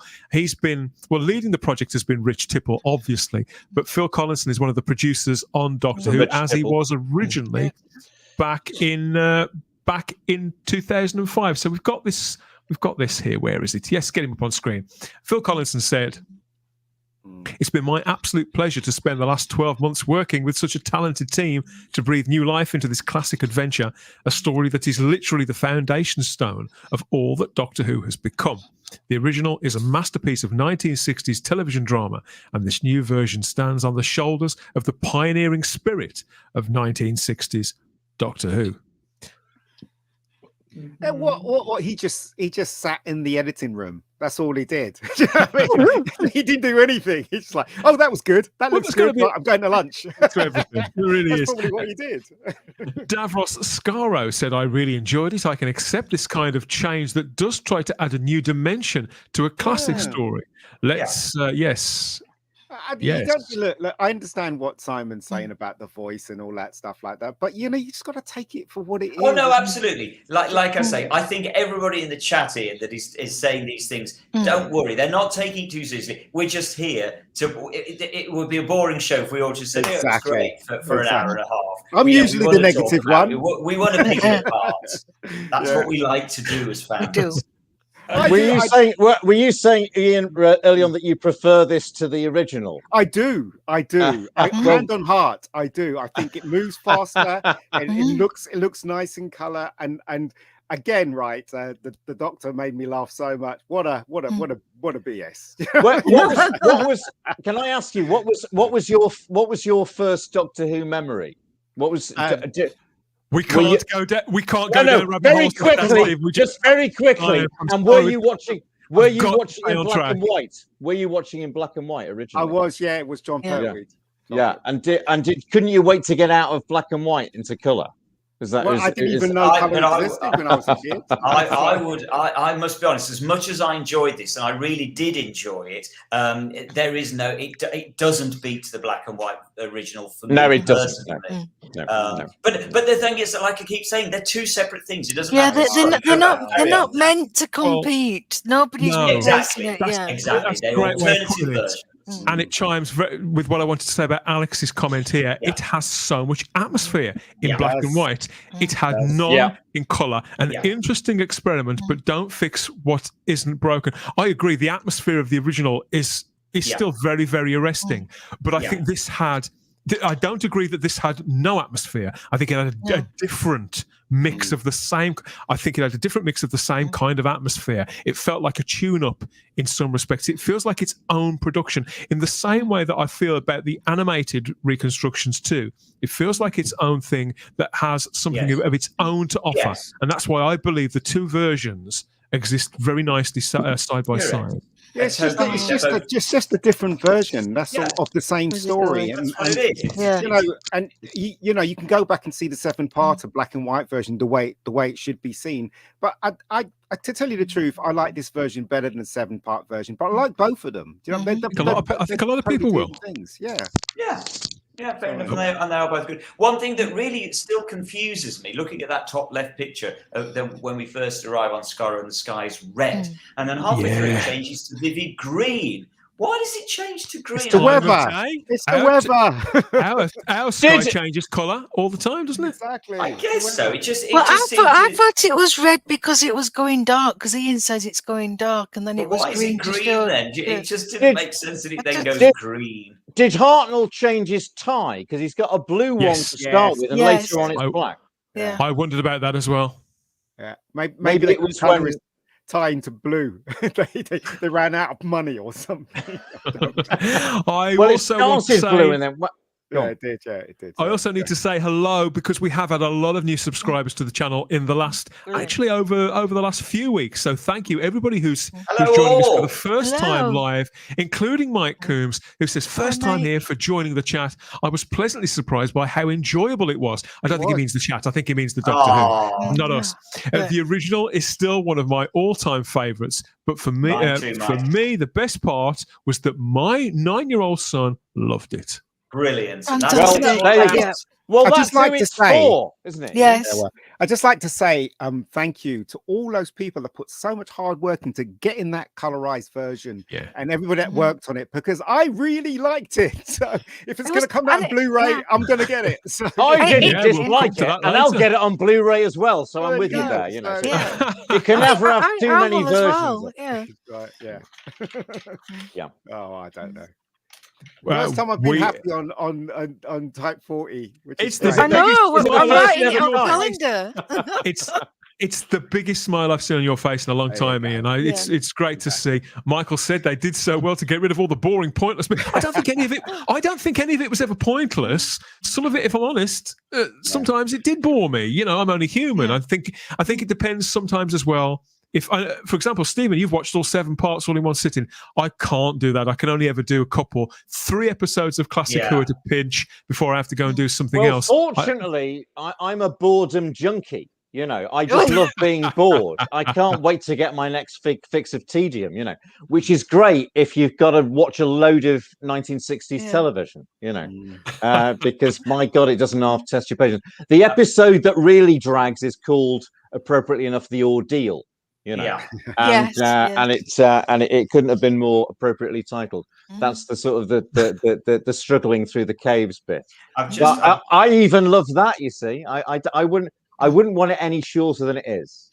I've got to say as well, it cannot go unnoticed and unmentioned how brilliantly they edited out Billy Hartnell's fluff on the radiation gloves at drugs. But that's one of the that's one of the most important moments in Hartnell's characterization. No, they needed to fix that, and so well done on fixing that. He would be pleased. But you see, in Hartnell's defense, he almost uniquely amongst actors, and they were fluffs. So there are some people who say, no, he did it on purpose. He didn't do it on purpose.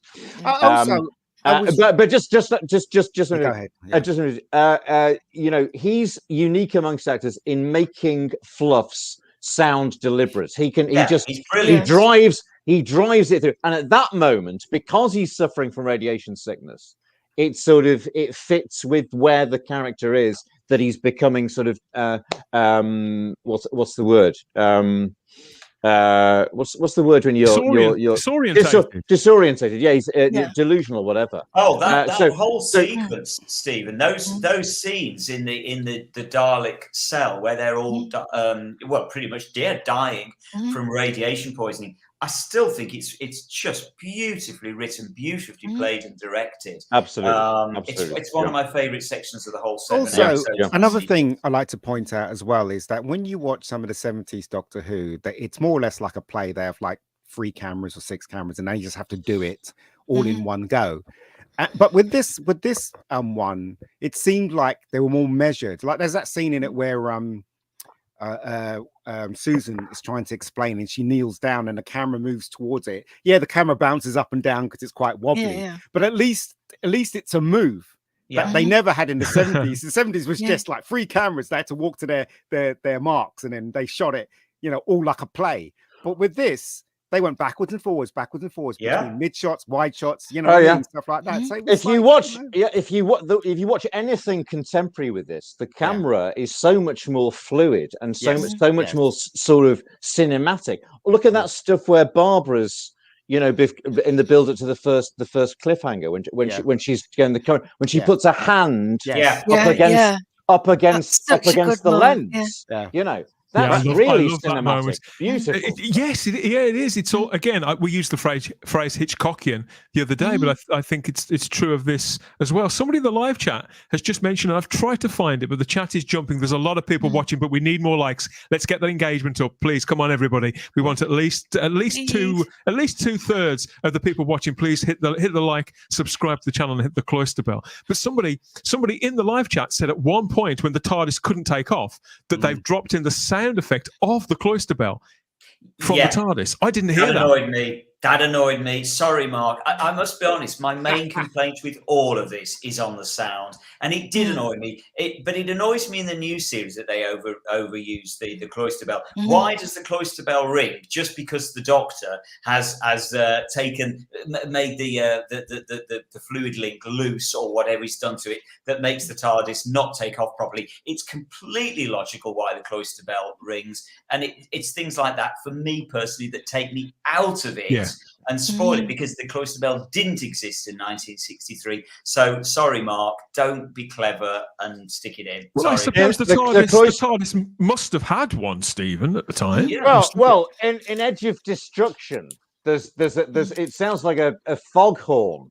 Is the alarm? It's like that. I've got to respond to Michael here. It says, "Oh, Simon, take a bloody happy pill for goodness sakes." Thanks, Michael. I can assure you, I'm very, very happy. Don't worry about me. I'll be all right. No, I can tell you've had a really good time with this as well, haven't you, Simon? Yes. But I am allowed to pick out things that don't work for me. Of course you are. Yeah. We are nothing if not critical. You know, that's what we're here. That's what exactly. we are doing. Exactly. Never this happier is the than when we got. part. That's why I'm having a good time, because it's great pulling it apart and saying what works. It's the first thing from the 60th that I've actually enjoyed. So there you go.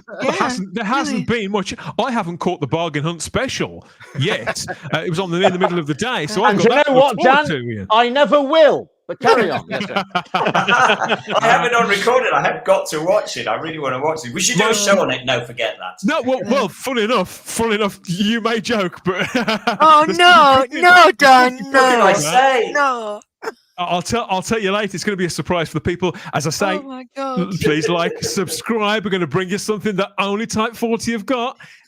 Bargain hunters. Okay, yes. So my mother, she rang me earlier on to say it's Doctor Who's 60th anniversary. It's on Bargain Hunt. Did you know? I said, of course I bloody knew. Oh dear. What else is here? Far superior to the original, says Michael. He's holding that line. He's holding that line. People are talking about all sorts of other things. We're strictly on topic for this edition of the show, everybody, but we will be catching up with you again in a couple of days' time with other things that we know have happened since on other productions, but this is a show dedicated to the Daleks in colour. Quite right, too. I found out today that Ridley Scott was originally supposed to design the Daleks, but couldn't because they went to direct stuff at Granada TV instead. Yeah, the actual job fell to Ray Cusick in the end. He did, Ray Cusick and Terry Nation there, the writer who created the Daleks. That was a very rare moment where they were together, because they part company and they never spoke again for the rest of either of their lives shortly after that. Wow. I think it was quite an acrimonious situation between the two gentlemen, but they're obviously both legendary figures that we revere for completely different reasons here. What else is here in the live chat? Surely, says Simon Ashley, surely, Sarah, if it brings Doctor Who to new audiences, it's got to be a good thing. I absolutely agree. I believe, Stephen, that for everything that the 60th event hasn't been so far, in all fairness to everybody involved, what they are doing is with the Whoniverse, with the app, with the Tales of the TARDIS, with this, and with the Talking Doctor Who thing also on BBC4, it is all about opening up. I don't think they're going for a different audience, a new audience, trying to attract people who aren't inclined to watch this kind of I don't think they're trying to swap out the audience, but I think they're trying to welcome, just to throw the doors wide open for however people may want to watch this and experience these stories, be it in omnibus form or in colour or whatever. As I say, how many young people today are likely to be inclined to watch a 7-part black and white show that was made in 1963. Very few, but this puts it's in color, it's cut down, it's got exciting 21st century music in it at times. I don't sort of think that helps the tone of the original thing. However, if that leads people like Michael or whoever it is to say this is something that's going to appeal to a broader audience, then fantastic, and it'll lead people back to the original show and back to the greatness of the thing that was made in the 60s and 70s. Well, also, I bet you any money, Stephen, that there are so many people out there that's going to be the first time ever that they will have seen, that they encountered that first Dalek story. And I'm not talking about necessarily young people. I'm talking about older people as well. Probably it's their first encounter with that story. And to put it in a very, very accessible format, which is what it was, is a really clever thing to do. And it felt just perfectly pitched from that point of view. Okay, we are picking up faults on it, but really, to me, they're fairly picky points rather than anything major that was wrong with it. There are going to be people out there just like Cheryl as well, Simon, in the live chat. Gallifrey Angel herself, fantastic fan artist Cheryl, says, I've not seen the colour one yet, but what's wrong with black and white TV? I think some people do receive it when something like this is put into production as if the attempt is to swap it out, to swap the black and white one out for this, but that's not happening. And I think we should stress that as often as we should, that it's about getting more eyes on it and eliminating barriers for different kinds of people to get on board with the story and realize how fantastic Doctor Who is. Frank Cronog says, I enjoyed the Daleks in Cronog. Oh, like Minogue, but Cronog. Thank you, Stephen. I enjoyed the Daleks in colour very, very much. And Robert Payne says, Sarah, it may have been some people's first look at the TARDIS team, and that's a good thing. I think it is generally always a good thing. The music, it keeps coming back to the music. I have to say, the music was hit and miss for me, says Sadako24, just like you did. Well, that was what was taking me out, I have to say. And it was because when he was using, being the sort of spectacular nerd I am about this era, he was using cues from Dalek's Master Plan, other Tristram Carey cues, at times, and that was fine because it kept the eerie 1960s Hartnell era tone. Correct. When Mark was writing his own cues, there was one point where I started laughing because it sounded like Remembrance of the Daleks. And I was expecting Sophie Aldred to come on with her Nitro 9 at one point. When the drum beat kicked in. Yeah, that drum beat was awful. It got a bit crazy. Yeah, I thought, no, this is not staying within the bounds of the tone of the thing. But I'm an old fart, so what well, I also heard at one point some Dalek extermination gun effects from Resurrection of the Daleks. They were in there too. Maybe there was maybe there was an attempt to homage the whole whole series. Which, fair enough. And again, this is why me moaning about the cloister belt. Everything, it doesn't really matter because the truth, the integrity of the original still exists. This was a bit of fun. That's what it was meant to be. And so anything we're saying is picky because actually what we're celebrating is the fact that they've done it and broadcast it in the first place. Yeah. Robert Payne says, Simon, remember for modern audiences, it would be like us who watched it in the 70s, watching something from the 1910s. Ouch. Oh, wow. Yeah, Thanks Robert. for that, Robert. Yeah, you're right. Black pill. But the Daleks were very they weren't as evil as they are now, are they? You can. Well, again, because so much of it, I think, is cut out. And as Sarah was saying earlier, there's just scenes missing. There's the one scene where they set Susan up. That's real mean stuff. Yeah. So they the nasty blighters, aren't they? Yeah, a lot of it was cut. Simple as that. Sadako24 says it did lose quite a bit of its eeriness, and that could also be true. But I think it swapped it out for a trippy quality that a couple of people have also described in the live chat. Which again, it's the same but different. There was a scene earlier on where actually it's this scene. It's this exact scene. So when they are led through into from the maze of corridors there, and they're separated from Barbara, and they're led through, and the camera pans back. Ian, is that the right expression? Pans back, and the Daleks are revealed in full length for the first time.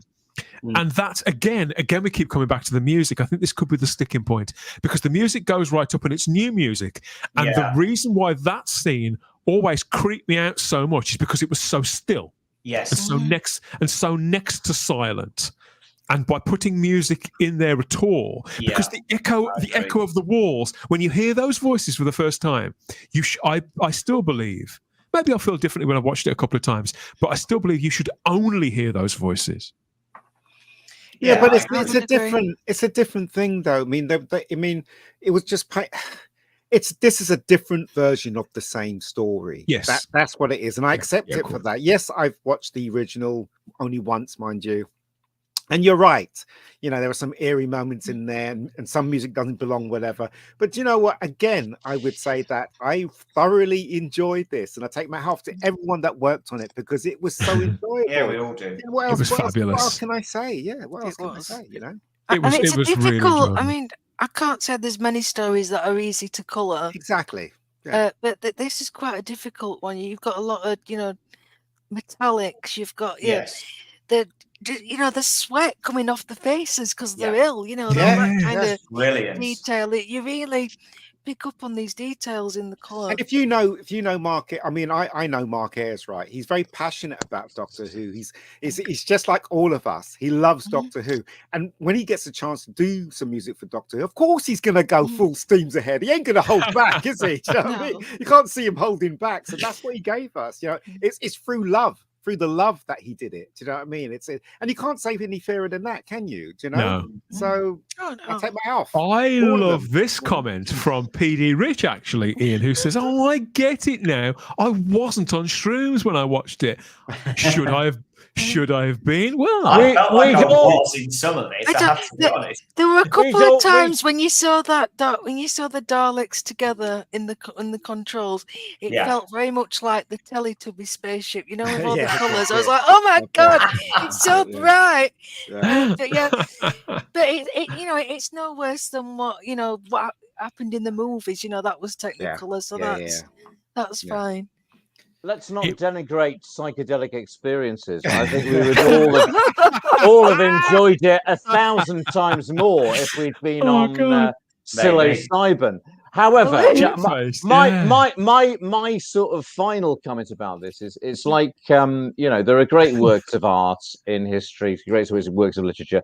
Plays I've been in, plays like Hamlet and King Lear. This is like the sort of the cut down.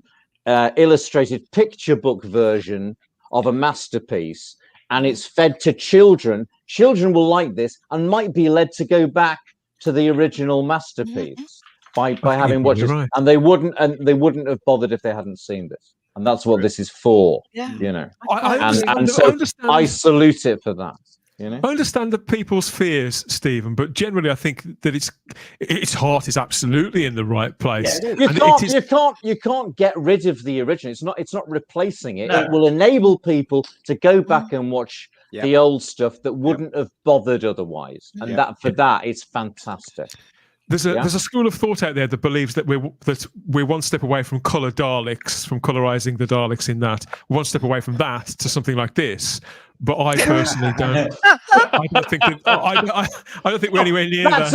That's almost an improvement on the special effects in Invasion of the Dinosaurs. Actually, but somebody redid them, didn't they, on YouTube, and it looked great. Do you know what I mean? Yeah, I think they should do more, because Doctor Who, right, is part of our DNA as British people, it's part of the TV history. They should go back and give us 2 versions if they have the money to do it. I would buy all of them if they went back to the John Pertwee era and they corrected all those visual effects. I would literally run to the nearest HMV and buy them up in bulk if they did that, because I think there's worth in that, and also I think it's honouring the show as well. I think Invasion of the Dinosaurs is one that would probably benefit from going back to the dinosaurs, because it's a great story, and those effects, as Barry Letts said, those effects are written on my heart. We made a terrible mistake, and nobody takes the story seriously because of how bad the effects were. But now so there is a case to be made for improving, like the snake in Kinder. That story now looks better. Is much more revisitable by most people because the end of it is they not should do the embarrassing giant robot. They should redo the giant robot. And the robot and the tank. And the action man tank. This brings us neatly, I think, to the way that the presentation closed, which was with a rush of images. We had some type come up on the screen about the 60-year journey started from then, and we got a flurry, didn't we, of images from other, mostly Hartnell stories in various states of colorization. Peter Harrington noticed there they lingered a lot on the clip of the Celestial Toymaker, with William Hartnell and Michael Gough in the credits. So I think they'd spent a lot more time on that. Very, very. I actually welled up watching that little trailer. I did.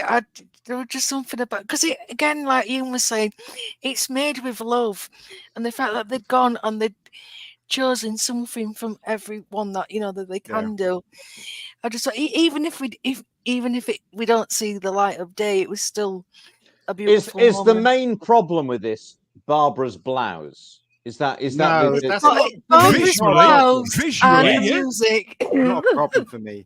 But the Barbara's blouse and some of Mark's music. Look right. The difference between, say, them redoing the effects on Star Wars and them doing the stuff on Doctor Who is that it's 10 times the love for Doctor Who than when they fix Star Wars. Do you know what I mean? You can feel it. You can feel it through the music. Well, it's a 10 times, if not more, better thing than Star Wars, isn't it? Oh, we're gonna get some comments now. You've rankled the Star Wars massive. Gary Akers, 1,000 times. The Retro Doc says the highlight for him was definitely that montage of the entire Hartnell era at the end. We did get a little bit of Troughton as well. My jaw dropped. He said. And we also have have this one from Simon Ashley, who says, "I'm trying to put myself in the head of a brand new Doctor Who fan, because there are plenty of fans even now who came to it with the new series who still haven't watched the classic series. There's a good chunk of people for their own reasons, and it's fine. It's not for me to gatekeep or to judge that, but it is a thing. It's definite. There's a definite proportion." And he says, if the Daleks in Colour was the first Doctor Who story I saw, it would make me want to watch more. And by teasing others also in colour, I think what that said in that montage was, this was just the beginning, not just literally, narratively, but of the sights and the flavour and the potential to go back and to do it some more. Yeah, I mean, in many ways, that montage was a carrot, wasn't it? It was dangled. On the one hand, it's quite cruel in a way, simply because, it was brilliant. Don't get me wrong. It was wonderful. Of course it was. But then now we're just sitting there thinking, oh, I really do want to see the Celestial Toymaker. I would have been like, come on, guys. You can't tease me with these little clips. We want to see them all now. The one thing that really, really heartened me with that was that it did focus on Hartnell and a little bit of Troughton, but quite rightly it focused on Hartnell. When they said that, I can't remember what the exact captions were, but it was saying something about, it went on for another 60 years kind of thing. I thought, I know what's going to happen now. They're just going to start tying it in with right up to date. And goodness me, I'm so pleased they didn't. They stuck to the purity of what they were saying. It felt a statement of intent, I have to be honest, that they were making a statement saying, we're talking about the original Doctor here. We're talking about William Hartnell. We're celebrating why we're still here, and it's because of those early black and white years. And I really liked the integrity and the purity of that.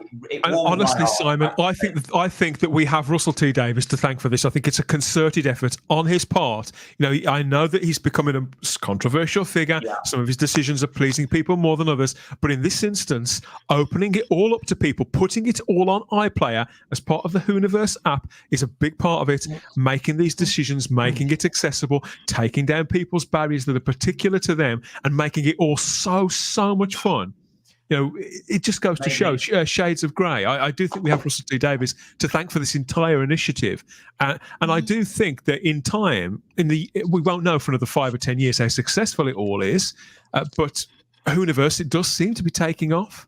Whether it'll drive more people to pick up TV licenses, which I think is also a part of it. That's also something that the BBC want, and the Russell T Davies wants as a big advocate of the license fee. Again, I fundamentally disagree with him about that, but I respect his position, particularly if he's willing to put his money and his creativity where his mouth is and bring something like the Whoniverse into being, Stephen.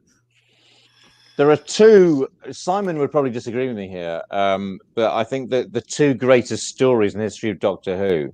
This is the one that put it on the map, and in the 70s there was another one which took the same story and reinvented it in the 70s. And where's the? Oh, I think you can see this the album cover behind me, which a lot of us grew up with. I just want to play a little bit of this, just apropos of nothing. I can't.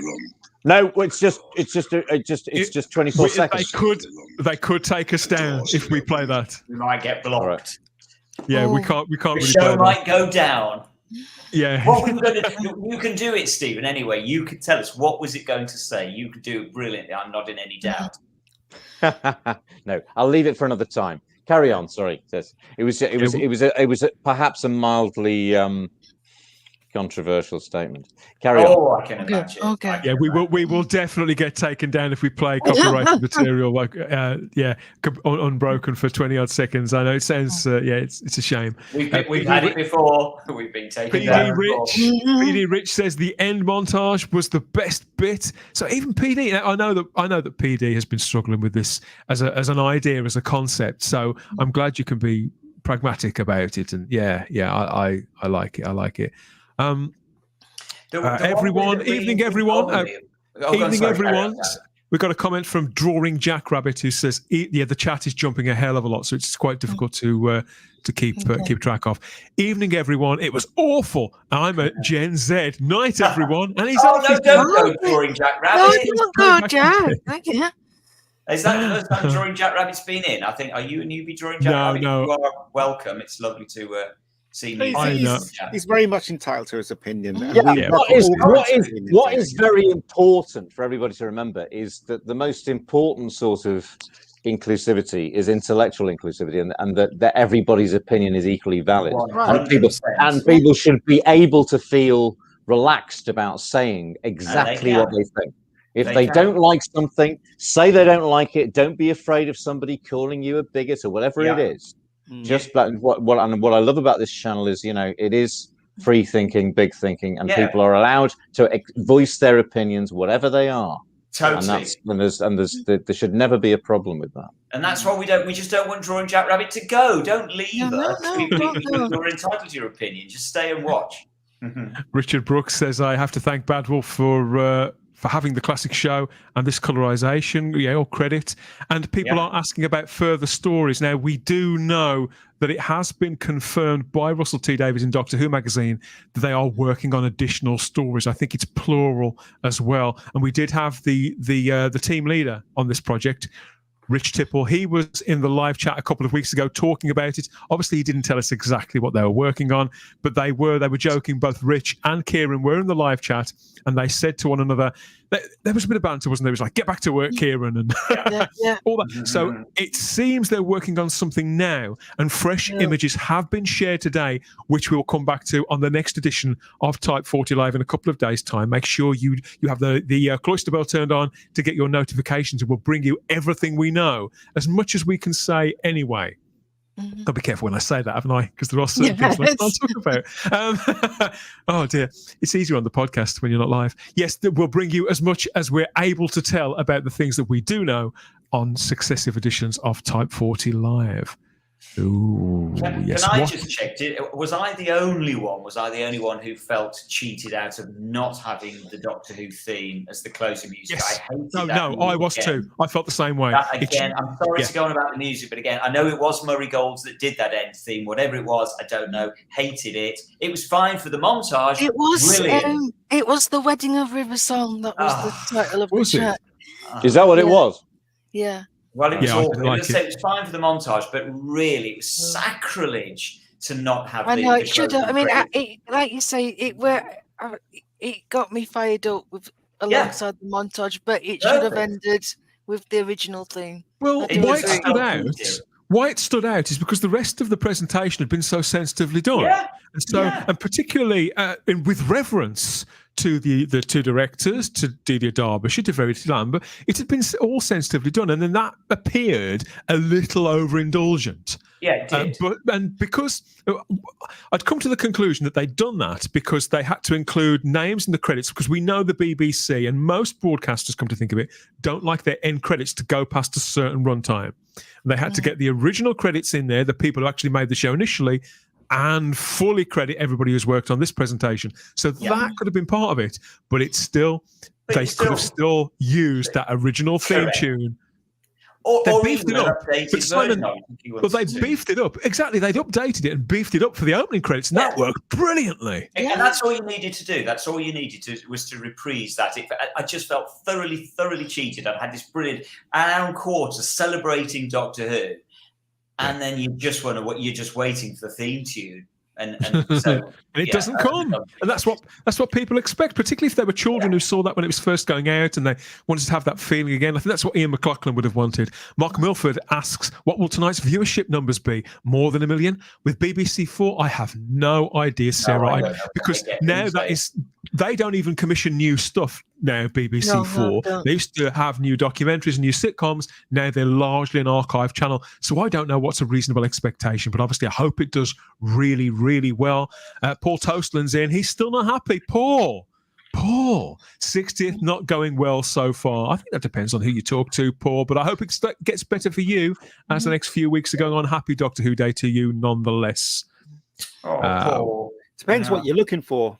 I know, but I get it. I do. You know, although I've enjoyed the Daleks tonight, Paul, I do hear what you're saying. Yeah, I hear it. You know, yeah, I get it. Crimpling to Blue says, the more I hear, the happier I am that I didn't watch it. Well, I thought we talked it up. Right. I thought We've beat it up, haven't we? Yeah. Mostly. I think you should watch it if you get the chance. Go watch it. It's good. It is. Good. It's definitely worth. It's definitely worth a watch, Crimpling. Ian, what were you saying there, mate? I was agreeing with Simon. I was saying it's definitely worth a watch. I mean, even if you know, again, right, it's not meant to be saying that this version is better than the original version. It's just a different version of the same story. That's all it is, and it's enjoyable. It's like watching like the theatrical cut compared to the director's cut. Oh yeah. Or watching the play and then going watching the movie of the play. That's basically kind of like that, really. So yeah. I recommend it if you haven't seen. There's 7 episodes. If you haven't seen it at all, I recommend this. It's a lot of fun. It really. What we got to remember is this was made 60 years ago. That's right. And pretty much all television that was made 60 years has been completely forgotten. Loads of people who were in, you know, the Wednesday play or the Play for Today, the things that got very good reviews in the 60s and 70s, and they thought that was what put them on the map. All the things that were on the front cover of the Radio Times, they got BAFTA awards, all completely forgotten.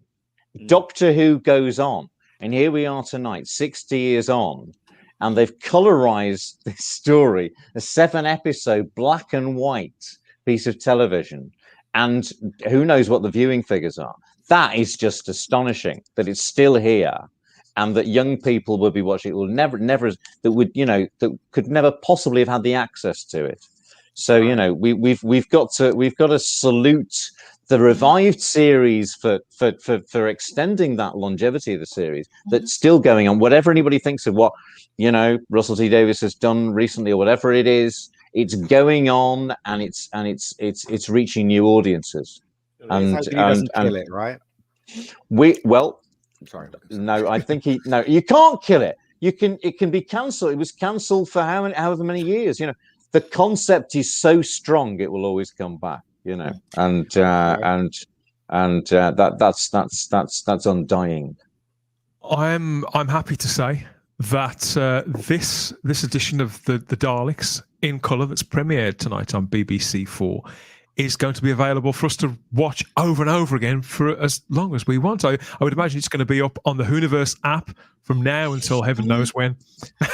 I think that thing is in place indefinitely. I think that's the general idea.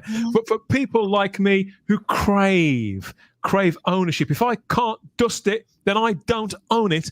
I want this on disc. And it has been announced, that it is coming out as a DVD and a Blu-ray and a Steelbook too. So these are the details. This is the upcoming release. It's going to be out on February the 12th of 2024. It's available to pre-order now to all the usual stockists, and I have been told too that Amazon USA, is going to get it at a later date. So people over the other side of the Atlantic are going to get to hear this, are going to get to watch this as well.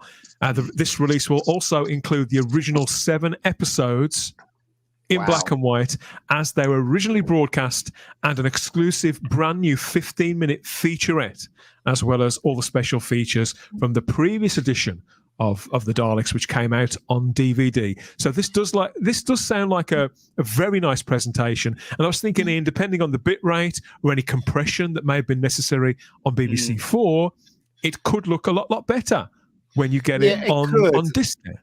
I doubt it though. I mean, because we all know that the picture they were dealing with was pretty bad. It is. So I do love that they are including the original as well. They see you've got the best of both worlds, and again, people are going to buy this and watch it. So it's just yet another way. Yeah, exactly. It's an entry point to watch the original masterpiece. And by the way, it's called The Dead Planet. There we are. Carry on. Well, it's really interesting, Stephen, that you mentioned that. You say that. I just clocked. I am really pleased to see that they are releasing it as the Daleks, because it really annoys me the way the monthly insists on calling it the Mutants. I'm still just so irritated the way they call this story the Mutants. It's not the Mutants. It is either the Daleks or it's the Dead Planet. I don't know where they get the Mutants from. I think the idea of calling it. I was joking, really. I don't care what it's called. I think the idea of labeling. I think the idea of labelling it as the Dead Planet at least holds water, because that does fit with the convention of subsequent stories, and we know that the documentation, it was commissioned under that umbrella title. But I've never understood the episode is called the Dead Planet, so it makes that was the convention. It's rubbish. That's just the monthly just making stuff up. The magazine. Well, that was what they called it while they were making it. The people who were working on it at the time, it was called Doctor Who and the Mutants in the planning stages. Was it? Yeah, it was. No, it was. It was at the time. It still drives me mad. No, it's confusing because it's confusing because of the Pertwee story. That's Now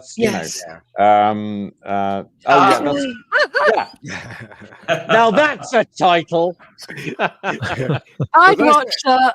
But he was like that, wasn't he? In this episode, he really was. That's why he's so brilliant to watch. That's why I love watching him. It was mean. He was so mean. He almost killed them all. The idiot. Do you know what I mean? It's crazy. Obviously, sorry.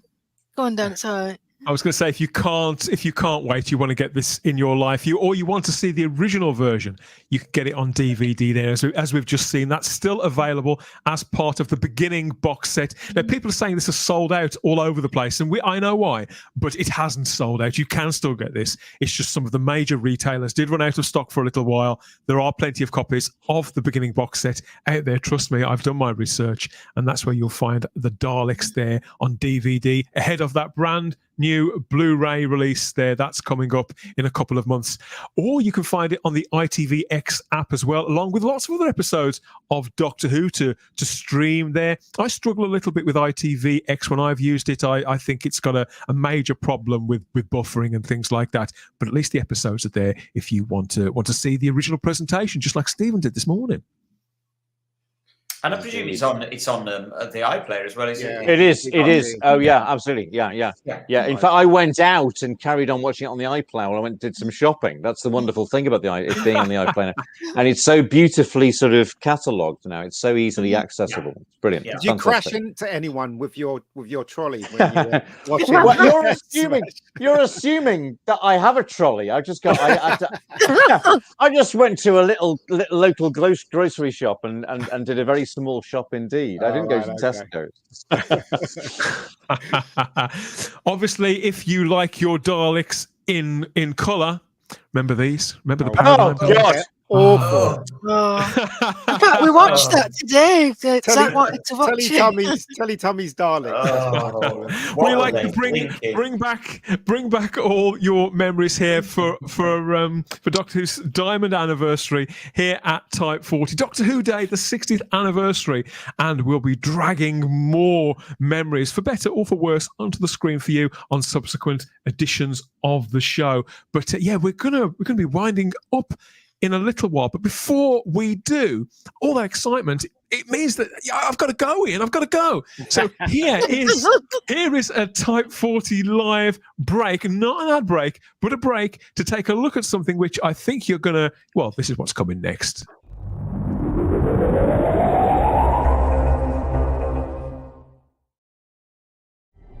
I don't know who I am anymore. Sometimes I think there's something missing. Like I had something lovely. And it's gone. I lie in bed thinking, what have I lost? I've got this friend called Donna Noble. I had to wipe her memory to save her life. No! If she remembers me, she will die. So what happens next? A spaceship crashes right in front of her. It's like she's drawing us in. We've got a bloody Martian in the shed! Don't look! He's not there. You can't see him. Oh, here we go again. Kate Lethbridge Stewart. What do we do this time, Doctor? We go and kick its off! Something entered this world. Oh, but he is recognizing me. Who is he? After a very long time, something's coming back. Make your last move, Doctor. Make your last move. I don't know if I can save your life this time. No! Your fight is with me! The game is not yet over. Open fire! Why do you have to be there? The show is just beginning. Worldwide premiere.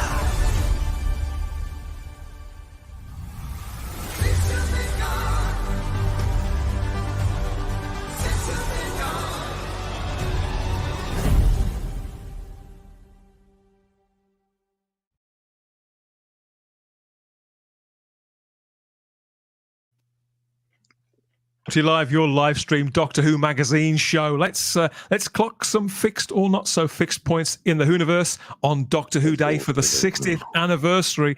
Everybody, I was thinking of you earlier on when I saw this, Simon, because I was wondering. Here we are on the 23rd of November on Doctor Who Day, and Simon's had a David Dimbleby moment. So, sorry, look at me. I won't come to you for a moment, but because here we are on the anniversary, and I thought, what a pity a brand new episode of Doctor Who isn't airing today. But then I went and thought, I wonder how many, if any, episodes of Doctor Who have actually aired on the anniversary date. So do you know, would you like to take a guess as to how many, if any, have actually aired on the anniversary date? Wow. Well, the five Doctors was the 25th, wasn't it? That was the Friday. That was the Friday. On An Earthly Child. I'm assuming we're not concluding in An Earthly Child. If we don't include in An Earthly Child. I think I know what another one, a modern one. What was it? You're cheating. I'm going to guess on 2 episodes as a complete. No, actually, I'm going to do 1. I'm doing 1. Clobby says 1. Clobby's going with 1. It's more than 1, Clobby. I can tell you that. I'm out then. Oh, you're out. Okay. Oh, what if it's more than 1? Well, 2. 2 then. It is actually Ian. Do you want to have a guess? Do you want to take a guess on this one? No idea. I think it's any number. 3. It's higher than a 3, Sarah. Really? Wow. 5. 5, 6, 7, 8. Lower. It's 4. It's 4 episodes of Doctor Who have aired on Doctor Who Day. No, we didn't call it Doctor Who Day then. So that's the Invasion Part 4 that aired. So that was 1968, wasn't it, Simon? The Invasion. Yes. Yes, it was. So, part 4 of The Invasion with the Cybermen and Patrick Troughton. And then the first part of Dragonfire in 1987, where the Seventh Doctor took Mel to Ice World. Courtney Pine was having a brilliant time with the Doctor and Ace just a year later there for the opening episode of Silver Nemesis. And then finally in 2013, of course, Day of the Doctor. That did air on British television on Doctor Who Day there. Of course it did. How could I have forgotten that one? Good grief. There you go. And That's how many? cheating a bit because I wasn't including specials. I was including like actual episodes. How many of us were alive for each of those? Only Simon and I suspect, were alive for the Invasion. Yeah. One, is that right? What year was that? 68. What year were you born in? I was about 6 months old. I was about 6 months old at that point. I was. What month were you born, Simon? April. I'm April. So you're a month older than me. Yeah, you're exactly a month older than me. I was born, I think, around about the time of Fury from the Deep. That was me. I was born between episodes 2 and 3 of Wheel in Space. There you go. As I pointed out to Wendy Padbury, much to her. Ian, you were born in the Invasion screen, weren't you? I was born in 65. There you go, then. Oh, there you go. Well, so you're about 3 years old. You could remember it. I remember it well. Some people are reluctant to confirm or deny their exact age. Crimpling the Blue says that Simon is a month younger than me. I've got no reply from the lady Vanessa Law. Good to see you, Vanessa. Glad in there in the live chat. Well, Ian, what's the first story you remember, Ian? What's the first story you remember? First story I remember, the thing that got me into Doctor Who was a John Pertwee episode with I can't even remember what the freaking one episode was called. There's the one with the doll came to life and Terror of the Autumn. Yeah, 71. 71. Tony Farrell on screen as we speaking with the master there. Yes, that's Big T in the live chat, of course. The TARDIS facts and stats guru, as we've come to know him here at Type 40 Live. I was a 70s baby, says Lord Thoth. Now, of course, yes, this is what's coming next. This begins on Saturday, the 25th of November. Yes, so the 25th does hold, fond memories for me because of the 5 Doctors. So this isn't a great indignity for me, but that's when we're going to get the beginning of the event series. The Star Beast kicks it all off this coming Saturday. Wild Blue Yonder continues the story on Saturday, the 2nd of December, with the Giggle finishing it off on Saturday, the 9th of November. We are waiting with bated breath here and cups tilted on the verge of spillage. I thought it was Spitting image, did he say? I don't know what he's talking about there. Nod as well, Ian, to the other Ian, that's William Russell, before we close out. Now, William Russell 99. Turned 99 just the other day. You're quite right, Stephen. On the 19th of November, he was 39 when he took the role of Ian Chesterton, originally in Doctor Who, and had already been a movie and TV star. That it was not his first rodeo at all, but fitted into the series and kicked it off so beautifully. In, as you said, Ian, a very kind of heroic, standard kind of heroic lead character, and a good egg. He was a good egg. He looks like a scientist or a teacher, or he could play any kind of those roles, newscaster, anything. He's got that kind of face, hasn't he? Sir Lancelot. Yeah, absolutely. That's right. Yeah, he's very dashing, very handsome. Could take a hike as well. He's going to be 90 in January. That's amazing, isn't it? Wow, it's unbelievable. That's unbelievable. Yeah. Yes, God bless him. I've never seen William Russell as Lancelot, but I think I'd like to, Sarah. I think I'd probably enjoy that show quite a lot. I would do, yeah. Because I like him. If they colourize it and cut it down, we could all watch it, couldn't we? Yes, I felt it was only right as one of the stars. I believe that he and William Hartnell were the leading men of Doctor Who way back then. So I thought it was only right to doff the cap and give a nod to William Russell as close to his 99th birthday as we possibly could. And there's the man himself with the picture. This picture is credited to Rich Tipple. So Rich, obviously a huge Hartnell fan, as we know, through all the love that he's poured into these colorizations. He got William to sign that blue plaque there. Was he invited to the screening of the colorized version? I don't know. I was thinking while I was watching it this evening, I was thinking, I really hope he's sitting at home watching this, really proud of himself. I really hope he was sitting watching it with his family. Well, I hope that Bad Wolf actually had a screening room and invited him and I would hope Caroline Ford and stuff like that, and made them sit down, because it'll be great memories for them, wouldn't it? You know, I would hope so. Of course. Happy birthday, William Russell, for the other day. Also knocking up at 35 years, their 35th birthday is this Doctor Who icon, Fifi. Now, Fifi, arguably one of the stars of the 1988 story, The Happiness Patrol. Fifi has just been given a facelift. She's had a makeover. Now, this is courtesy of Stephen Mansfield. He shared this on Twitter. He was the original sculptor who created Fifi for the classic show back in 1988, and he shared these pictures, Simon. Have you seen this, of the restored and resplendent Fifi? Looks incredible, because that, I'm guessing that the original is made out of rubber latex, which would have rotted by now. So you would think so. Must have done a pretty damn good job of restoring it. Looks amazing. Yeah, can we get the Happiness Patrol with updated effects? That'd be good. Can't we just get the Happiness Patrol deleted? That's right. I think Fifi has been in Stephen's care for quite a while now, but he's quantified this. So the statement, the tweet or the X that he's put out says the mechs still work, and the rest, 99% of it, is preserved, the material that was on screen. So he's obviously been treating it with something extraordinary. That's very impressive. 35 years old. She doesn't look a day over 34, does she? There we are. Fabulous. Love that. Maybe we can have the 7-part black and white version of the Happiness Patrol. There's a thought, Simon.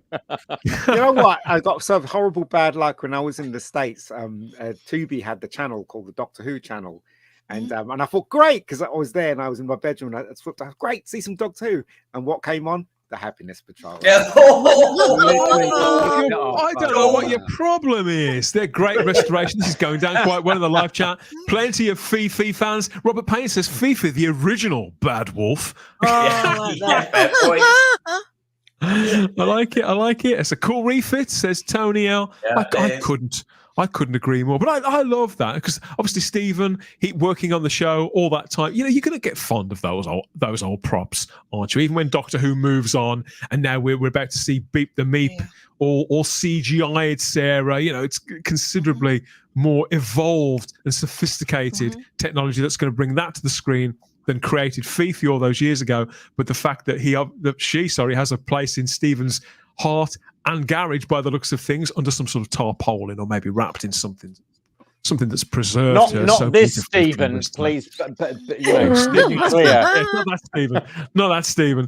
There's lots more to come, of course, in just 2 days' time, when Type 40 Live comes right back at you once again with the next batch of reactions, rants, raves, the news and the views, because Doctor Who itself resumes for the first time in a long time for the first of these 3-hour-long specials. Don't miss that. But yeah, I'm going to have to. Couldn't possibly go without sharing a couple of pretty pictures. You sent me this, Sarah. This is our fan art section, Stephen. You're going to like this. So the idea is that we peer into I've been here before. Do you remember? It's on Halloween. I've seen that. Oh, of course, we did the fan art as well. Yeah. We couldn't not do it on Doctor Who Day. It's alone a big 60th anniversary day. So we've got this one that you sent along to me, Sarah, and this is by T. Dalek, of plenty of Daleks, including an original one. Very nice. A digital illustration with a purple sky as well, Sarah. So right out of the playbook of Rich and Kieran and everybody else who's worked on the colourised Daleks. They probably do that. It's very romantic. You don't think of romance and Daleks, but that is.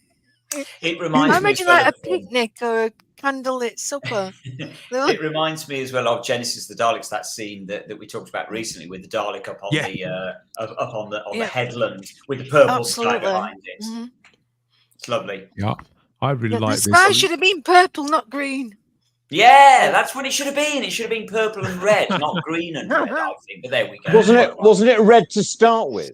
Yeah, and then it went And then green. went green but what later. we're saying Right, is yeah. it would have been better as red and purple rather than Right, red. right. Green, Yeah. I think. But there Are we going to do one of these days? We're going to have to do a review of Genesis of the Daleks, and I'm going to have the conversation with Simon Horton about Genesis of the Daleks.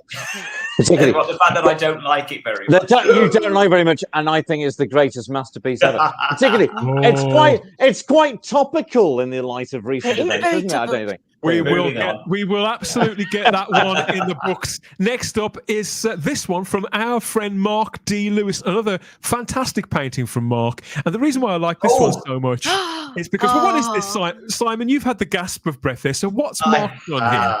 That's just brilliant. So what that is, of course, is the cliffhanger to An Unearthly Child. The very first episode, where it's got the caveman's shadow cast across the landscape, and instead they've replaced the caveman's shadow with a. I'm going to be really controversial now, and I wish that has actually happened because I hate the Tribe of Gum. I'm sorry. I think the Tribe of Gum is essential Doctor Who viewing. So I'm sorry, Sarah, but I have to disagree with you there. I think it's a masterpiece. But look, being brutally honest, Sarah does have a point. If that had been the cliffhanger to the end of episode 1, and we'd just gone straight into the Daleks and bypassed the Tribe of Gum, I think I'd. Well, that's what David Whittaker did, wasn't it? And it's a wonderful novelisation. Well, if you notice what Mark has done there, rather cheekily, that's a new series Dalek, not the Dalek from the Dead Planet. It is, of course, yes. Crimpling Doubloon thinks it's a knockout. Awesome 50 says that's beautiful. And we've got lots of other. We've got fab. It's stunning. I love that. I have to be honest. I love that colorizing. There's Peter Harrington. So people obviously like that one as well. Yeah, it's all in charcoal as well, which kind of fits with the cave painting aspects connected to the Tribe of Gum. Yeah, I like that. That. Love a bit of fan art. And finally in the folder, this time is this one, a digital piece, again with the TARDIS, from the TARDIS man, as he calls himself. That's Aidan Wilkinson. And what we see here is the 1963 TARDIS and the 2023 TARDIS side by side, separated by a fissure of some kind. And we got a CGI TARDIS of sorts in the Daleks in colour this evening. I suspect we'll find out exactly how that was done in time. But Aidan is pretty much the best at what he does. He can create any model of the TARDIS. In fact, I think he's done them all and put them literally anywhere. And so when he puts out a piece of bespoke artwork like this for a special occasion, as he has done today for Doctor Who's 60th anniversary, it's got to be worth getting up on screen and feasting on every nook and cranny of every box. Mm-hmm. I think I'd have just switched them around. I think I'd have had 1963 on the left. Yeah, I would too, actually. But hey. So sorry, is it black now or grey? That looks grey, doesn't it? The 2023. Very dark. Yeah. That looks more like Mind of Evil sort of era. Do you know what I mean? It went very, very dark in the early Pertwee era. Anyway. It does, doesn't it? And doesn't that just sum up the anniversary? Back to where we started. Well, some things never change. There you go. Yes. Yeah. We're still there with the police. Many times. And they shouldn't, because that is a design classic. It is a design classic. I've said it many times. It's just such a romantic, lyrical, beautiful image. The silhouette of the police box. It's just beautiful. Something about it. We can all agree on that, I think. I think we can. That's a brilliant illustration of the TARDIS, says Tony L in the live chat on YouTube. And we've got lots of other comments like that too. Very cool. Clever image. I like it. Nice job, TARDIS man. Aidan, if you're watching, mate, it's absolutely fabulous and ideal picture to close off the gallery section with this time. As always, if you are a fan artist or you know a fan artist you think should get on our view screen, on our radar, send us their info or join the Type 40 Facebook group by all means, and then we'll get your work up on screen and get it in front of more eyes and maybe spurn you on to create more. You can get in touch with us through our social media, Instagram and X at Type 40 Doctor Who. I've hit the wrong button. Instagram Instagram and X at Type 40 Doctor Who. That's where you can do that. Or you can come and join us in the Type 40 Facebook group with regenerations worth upon regenerations worth of Doctor Who fans over there, all gassing on like we've been doing for the last couple of hours about lovely classic Doctor Who, whether it's in colour or in black and white. It doesn't really stop us either way. New Doctor Who, that doesn't get let off either. Lots of us are big fans of new Doctor Who, and most of us are speculating and anticipating, for one reason or another, all new Doctor Who that's coming our way, kind of kicking off this Saturday with the first of those 60th anniversary specials. Type 40 Live is the place to come to talk about it all in real time here, whether you've got a Jaffa cake or a tart to hand. Ian, which is, have you got any to hand at the moment, or what have you got? What have you got open at the moment? I had some. Well, it wasn't Jaffa cakes. It was some jammy Dodgers, but I just. I've got jammy Dodgers. I've got one left. I like the ones with the cream. I don't like it when it just has jam in the middle. Yeah, I prefer them ones as well. Yeah, too dry. Anyway, that's me. What a lovely day it has been, says Peter Harrington. I'm glad you've had a lovely day, Peter. A lovely Doctor Who day. I think I have too, for the most part. I just want to say, Peter did a lovely post on Facebook earlier where he did a lovely tribute to the actors and actresses that are no longer with us. He started all the way back from Jackie Hill. I went all the way up to Mary Tam and Liz, and he wasn't sure about whether to post it or not, but I'm so glad he did. I can't imagine why anybody would think it would be in poor taste today of all this, but you know what the internet's like. But yeah, so if you're on Facebook, check it out, because Peter, it was so beautiful. I'll go and find that. I'd really like to see that. Well done, Peter. I'm sure it's fantastic. It's a long time. 60 years is a long time, and it is. we're very fortunate to have some of them. We're very fortunate to have Tom, of course, and let's hold on to him, Yes, definitely. The anniversary excitement continues, doesn't it, over the next 2 or 3 weeks or longer? I think most people are still largely up for it. They're on Saturdays on BBC One for the next few weeks, and then over Christmas too. I'm getting my best bib and tucker on, Ian, for the premiere on Saturday. We're going to be going live too with a reaction show then. I got to be honest, I can't wait. I am absolutely buzzing for the beginning of this event series, Saturday, the 25th of November, with David Tennant, Catherine Tate, Neil Patrick Harris, Beep the Meep, Yasmin Finney, Jacqueline King, and whoever else. We've got no idea. But if you want to know our thoughts, our fresh takes on all of that, like this video, subscribe to the channel, check you're still subscribed, and hit the cloister bell to get all the notifications about what's coming next and when, whether it's another live stream or a podcast or Whovember videos, anything else we've got going on here for Doctor Who Day and the 60th anniversary. It's going to be there's a storm coming. That's the impression that I get. There's a storm coming, and we only know a fraction of it. Keep the comments coming as always over the next couple of days about everything that we've gone on about as you catch up with the Daleks in colour. Maybe you couldn't get it in this evening. Maybe you'll come to it later. Let us know. Or maybe you've watched it and you've sat there and you've listened to us go on and you don't know what you think yet because you had a cathartic time with it, for better or for worse. We do understand that, don't we, Simon? Absolutely. Quite right. That's why we're here.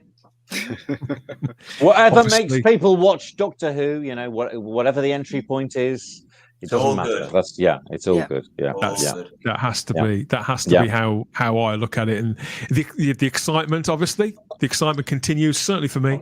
Will they deliver something for everyone? That's a hard enough task at any time. Let alone an anniversary where anticipation is right up there, isn't it, Sarah? It's very understandable. But this is a make or break relaunch for Doctor Who, for all new Doctor Who. Yeah, fingers crossed. We're going to find out soon.